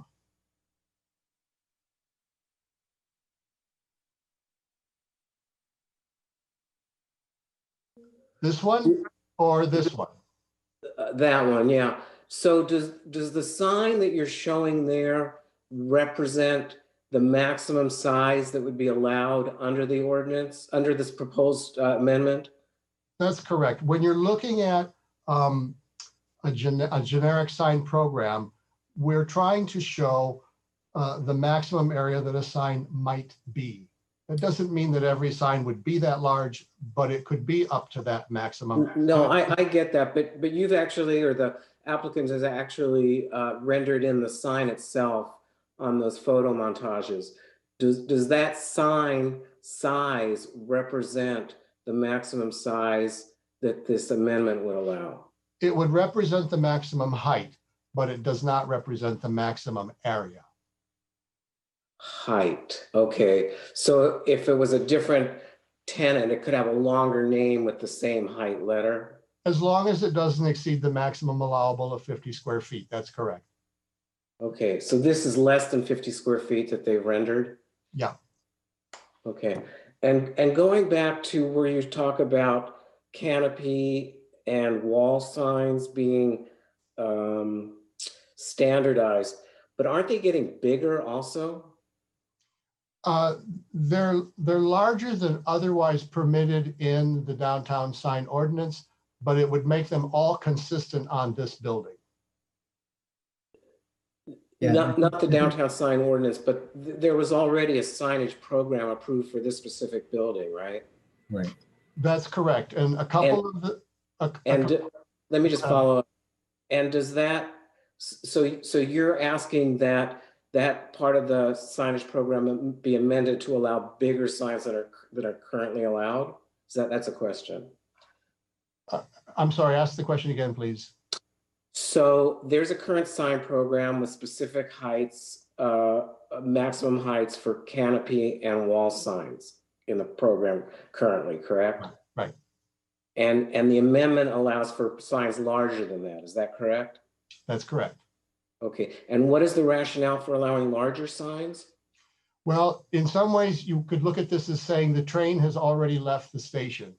Most all of the buildings that are part of the new downtown project have signs that are larger than what are otherwise permitted by the downtown sign ordinance. And so you're really kind of seeing a trend that as these buildings have been generally larger in their volume and have picked up a number of national recognized chain stores and so on, that their signage has also been allowed to be larger than what is otherwise permitted in the downtown. Okay, but you're going to the downtown specific plan. I'm going to the signage program for this specific building. Have signs been approved for this specific building that are bigger than what is part of the signage program for the building? As proposed by this ordinance or this amendment, yes. The West Elm sign currently. The West Elm sign that's on the west side of the building is larger. It's taller. I think it's 36 inches. Then what's in the signage program?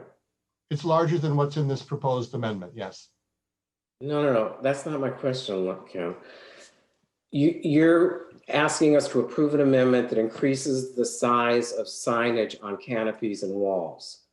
Correct. I want to know what the justification for that is. And I thought you were saying it's because signs bigger than what the current signage program allows have been installed. Is that correct? The one sign for West Elm has been approved that was larger. That was a specific sign that was approved larger than all the other ones. The original sign program for this building allowed a maximum height of, I believe, 16 inches. Okay, and what do you want to take it up to? 24. 24. And the rationale for that is that most of the recent signs that have been approved on the canopy of this building have been approved at 24 inches. Partly that's because some of those West Elm signs were identified in the original sign program as being 22 or 24 inches.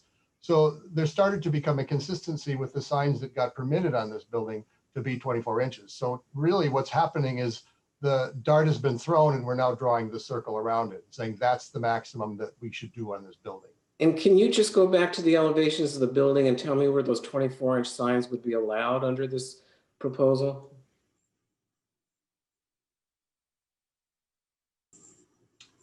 So when you look at the east elevation, these yellow signs would be a maximum of 24 inches. When you look at this south elevation, these would be a maximum of 24 inches. And when you look at the west elevation, these signs would be a maximum of 24 inches. Would the overall area change, or is the area specified in the document? The area is specified in this sign program amendment. And does that increase also? It's consistent with the basic sign ordinance.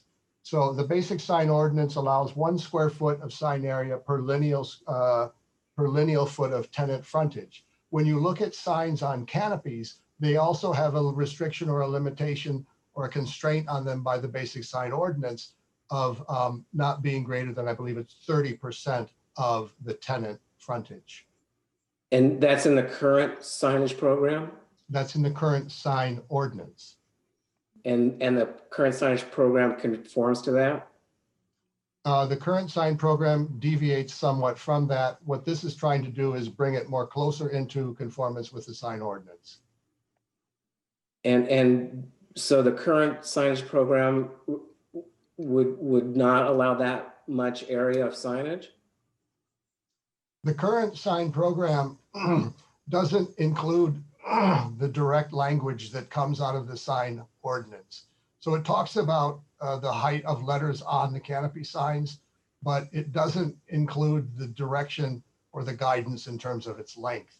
So if you've got a tenant space that's a certain length, the sign ordinance says that sign on that canopy can only be 30% of the total length of the tenant space. The previous ordinance that was done in 2016 didn't have that exact language. So we've identified what a maximum height of a letter can be, and then we've identified what the maximum length can be relative to the length of the tenant space. Okay, and one more question. The signage on the side of the building, the north and south sides, is that, would you allow under this program, would it be allowed to have a plex face letter, or is it just halo lit?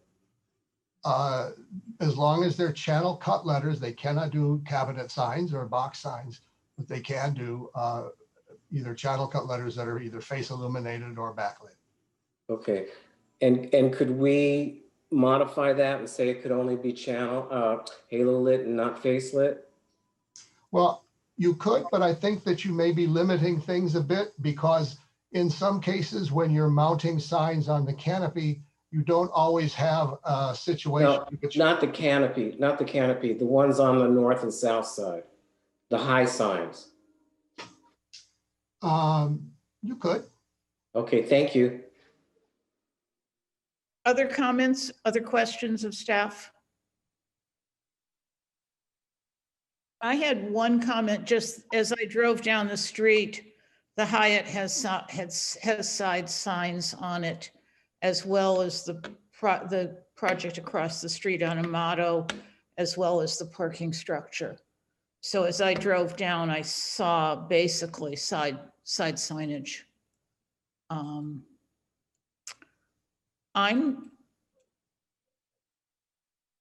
there comments before the commission before we do a motion? Commissioner Hirschbein. Yeah, I'd like to limit those signs on the high signs, the ones on the north and south, to halo lit only. And that's, if you look at the Rowan, that has a halo lit letter. So it's not a plex face letter. It's just a more attractive kind of more subtle, but very legible letter. Can I just ask a question of our planning director? I believe at one point we required halo lit letters and it went to city council and it got overturned. Am I correct on that? I don't recall that. Mr. Newell, do you recall an application where that was overturned by council? I think H&M required something different than Yeah, wheel. I remember there was an issue with the size of H&M, but I can't remember it specifically. Well, the Rowan has a halo lit letter. Yeah. Yeah, but I think the request from H&M was front face. Yeah. Front lit. Yeah, no, I remember that, but I'm just saying, hey, there is precedent downtown for a halo lit letter, and because the Rowan has that. Yeah, and my understanding is the applicant is proposing a halo lit channel letter. Well, I just want to make it part of the sign program, that it not be Plex face, not this particular tenant. For the north-south. Again, please remember, you're not approving the sign for this particular tenant. I'm talking about the program. Right. Michael, I guess I have a question. What's the difference between the two? You said the Rowan. Can you give an example of the other difference between the two? Another building that's maybe downtown. Somebody needs to help me out on that. Well, I think the best example might be the one Flynn mentioned. H&M is a plexi-faced sign where the illumination is presented through the face of the sign, whereas, as Michael mentioned, the Rowan sign has a surface that's opaque, and then the illumination glows from behind. Well, what you get is a silhouette at night. You get a silhouette of the letter. So the letter is dark, and then the background, because the light spilling out on the background, is illuminated. So you get a silhouette of the letter. It's a little more subtle look to it, and the fact that it's high up, I think it takes it out of the realm of it looking a little garish. We're asking for a change in the request for the sign program that didn't come from the applicant. Can Mr. Cross speak to that? I think you represent the owner here. Yes, thank you very much. Good evening, everybody.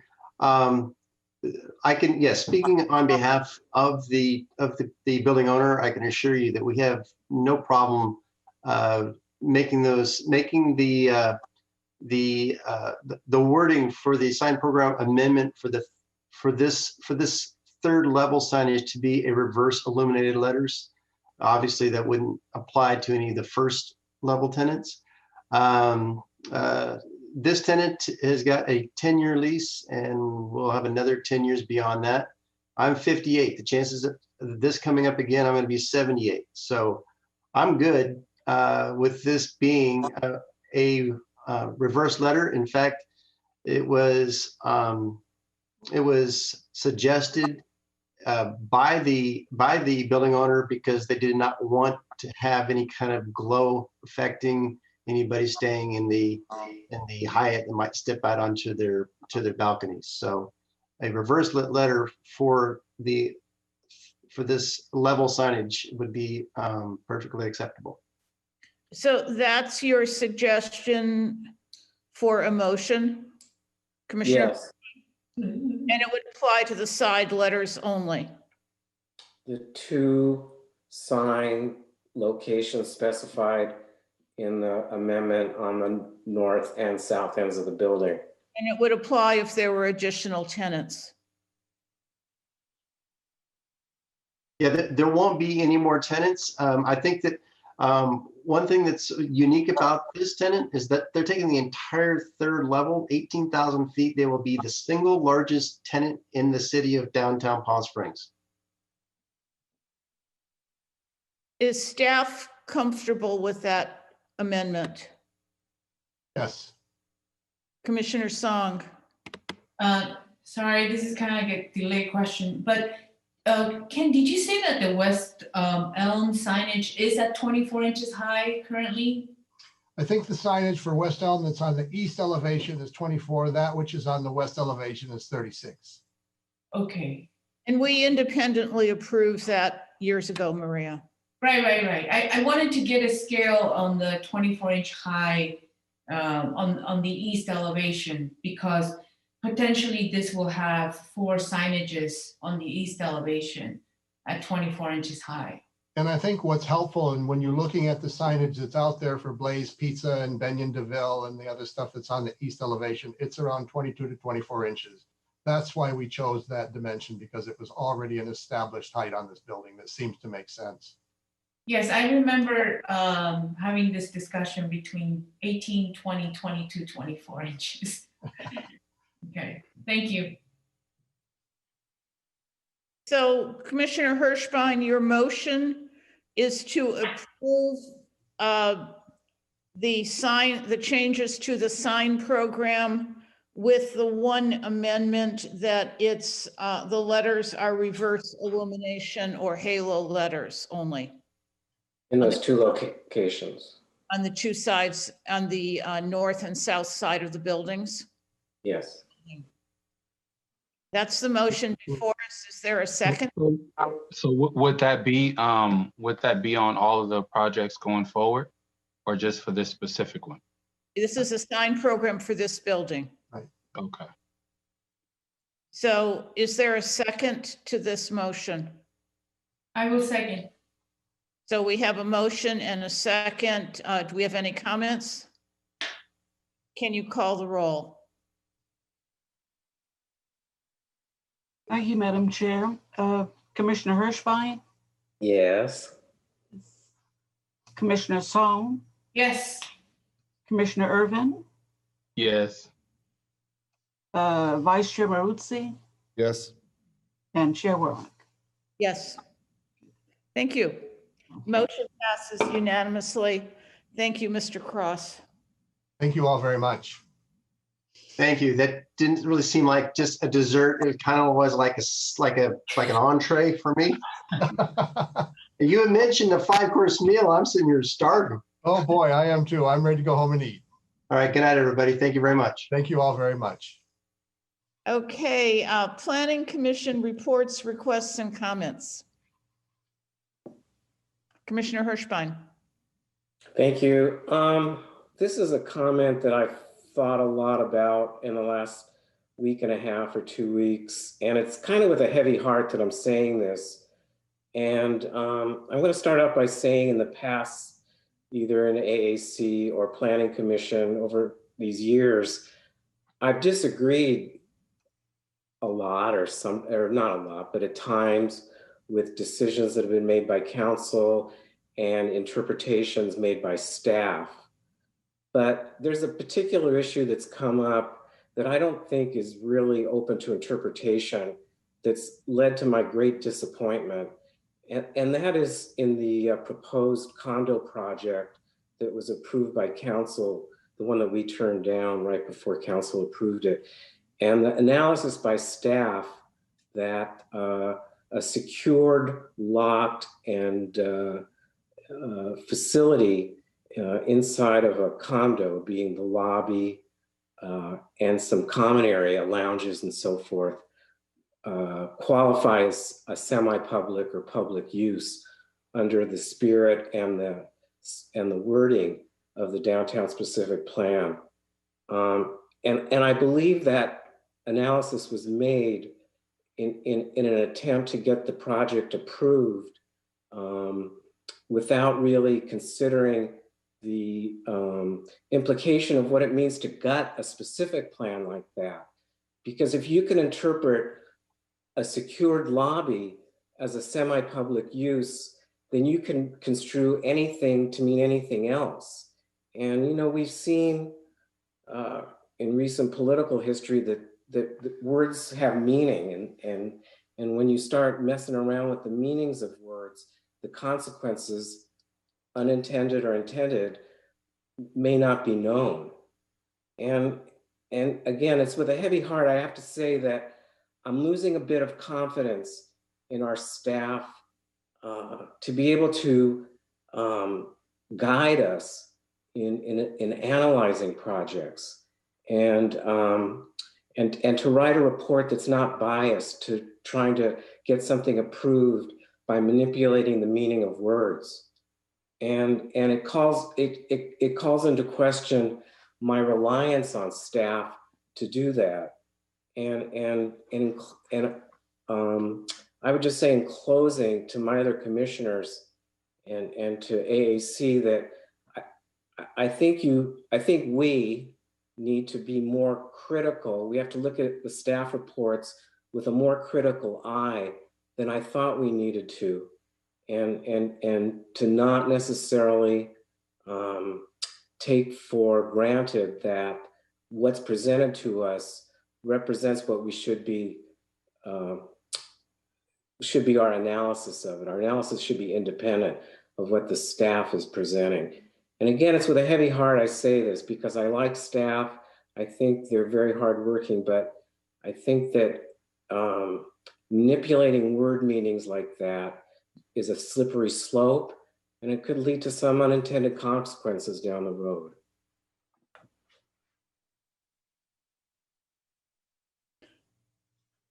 I want to say that I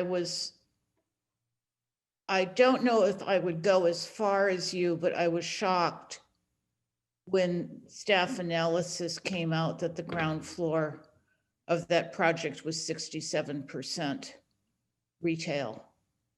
And in that inclusion and the lack of an inclusion of Market Street, and especially as that hadn't been presented to us in our discussion of it.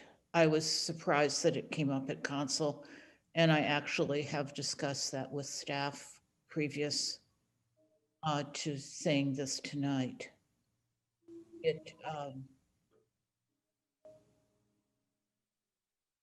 Especially a ground floor, a hotel lobby, absolutely.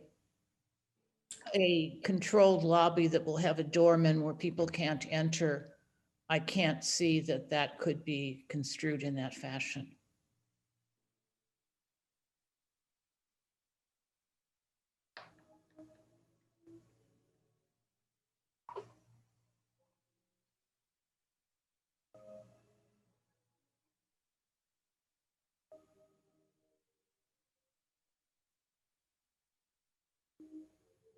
I do think staff's presentation at council was consistent with their presentation to us, which is that they recommended approval. But it, on that issue in particular, I was concerned. Commissioner Maruzzi. I also was troubled by the idea that the project conformed with the specific plan. I know there was discussion, and I know 2 of the council members voted no, that it didn't conform. I think I'm not sure if it was the city attorney that felt that it did conform, or staff, or both, but I found that to be troubling as well. The city attorney said it didn't. Did not conform. Not conform, and staff took the position that it did. Yeah, I find it hard to believe that it actually conformed, and there was even, I think our vote was that it did not conform. Didn't we have a unified vote on that? Yes. It was the architectural, there was some discussion, some dissent, but yeah, I think that the staff was misled us in that regard. Maybe that's not the right term. I think they were incorrect.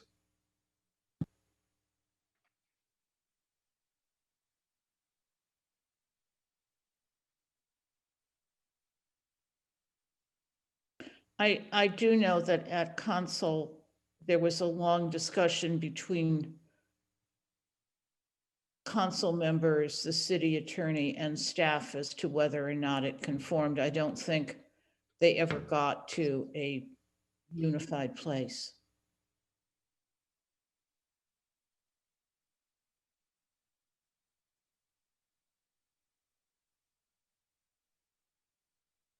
So in the situation that that did not meet the specific plan, and the applicant, whoever the applicant is, will bring something that does not meet, they will have to invest on a new specific plan that the city will be agreeable to do, or they will have to do a variance and therefore put in public what is not meeting and what they're proposing need different. In other words, if the applicant were not to follow the specific plan and then propose a new project that is different to the specific plan, how would that how that project will come to us? You wouldn't at all, because it doesn't meet the specific plan. I guess my sense was it was the council's decision as to whether they interpreted it to meet the specific plan or not. That's what they're being paid the large dollars to do. And they did take a vote.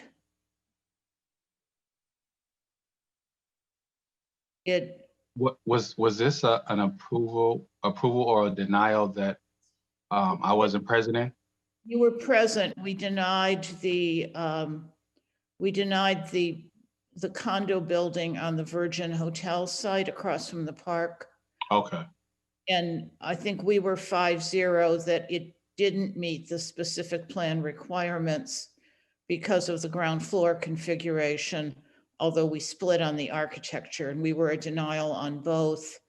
And at City Council, their vote was 5-0 for the architecture and 2-3 that it did meet the specific plan requirements for the ground floor, so that they approved the track map.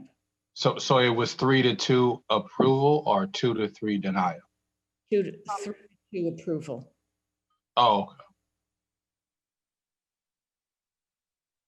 So it's, I don't think we really discussed the standard. The standard got raised at City Council by staff, which was a standard that hadn't been discussed with us, which was 50% of, if 50% of the ground floor was retail, it met the specific plan requirements. And in that, they counted the indoor lobby and community space that was closed on the ground floor and didn't count some of the spaces on Market Street because that's not deemed as a street. So that wasn't an issue we really discussed and talked through what the 50% meant, or that 50% was a standard. I think that's yeah. I think I remember it now. I think on the backside there was going to be some sort of an art gallery or something there. On the side, there was an art gallery, and they did increase the retail. They took out the bike storage that was going to be on is it Andre? I'm not sure what street it is. Not the Museum Way, but the other street. They increased the retail on that street when it went to City Council. Oh. So the City Council decision was to send it back to AAC for enlivening, activating the street on all four sides, and to have that happen before it I guess, went through building approval. But it was approved as presented. Yes. Vice Chair Maruzzi. For the vacant parcel, the art pit, which I assume someday will have a proposed project associated with it, when would be the appropriate time for the council to revisit the specific plan? Because this issue will come up again. There's a lot of street frontage along Museum Way where the art pit is. So this is going to come up again. And there was some discussion by council that maybe they do need to reevaluate the specific plan. So it should probably be better that that happened before a project is proposed. So I guess a question for Flynn. Is there some discussion of re-examining the specific plan? The council has discussed that. So based on their direction, we may undertake that at a future date. Is there any discussion at all of something going into that art pit in the near future? Any proposed projects of any sort that we're thinking of? Not at this time. The applicant discussed housing with me. I had met with him to review the project prior to it coming to us. And he's talking about additional housing. Was there any time frame associated with that? He was asking questions about it, but I don't know that there's a time frame. Okay. He talked about two different scenarios, a lower housing project, like something like we saw from Mark Rios, or something higher that might extend over the parking structure that would include workforce housing. But I think it's in the idea stage right now.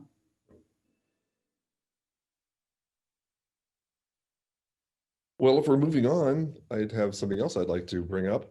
Yes. Tova. I'd like to find out where we stand. It's in the, I guess, the city attorney's lap, and then is there a lawsuit going on? Or I think there's a bankruptcy involved now. Is there any update from anybody? I'm sorry to say, Commissioner, I do not personally have any additional updates on Tova. I meant to get to that earlier today, but one of the projects on our hearing today, or our meeting today, took precedence. I can get more information and let you guys know later. I can send an email. That would be helpful. I just heard that there was some bankruptcy involved, and this could drag out forever, but I just want to get the real story. It might be good to get an update on all 4 of our hotel projects, the 3 that are half complete, one that is entitled but sitting there. And also the living out, that's no longer, it's an apartment building now, right? Yeah. Because of course condos are no longer financeable. So I'd like to include that one too. I think that just got approved, so they're probably doing their architecture, looking at architecture right now for permit set. That'd be great if that's the case. You know on that, Flynn? I'm sorry, what was the question? Living out, I'm just assuming they're moving forward as far as we know. You recently approved the project and they are moving forward.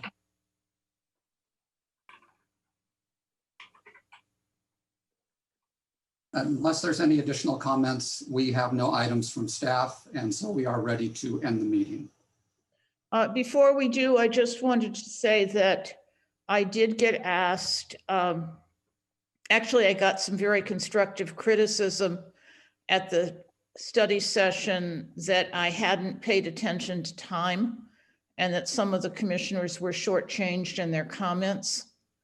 And I apologize for that. I will try and keep a better view on time in the future, and probably will need to ask staff to have slightly longer study sessions so that we make sure we actually deal with everybody's comments. I think we could have used at least an extra half hour. And I just apologize for not handling it that well.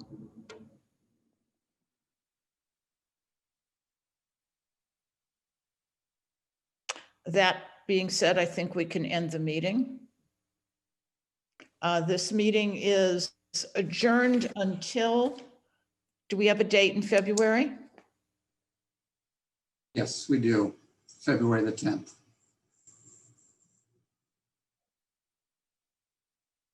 This is adjourned until 5:30, February the 10th. Thank you. Good night. Bye, everyone.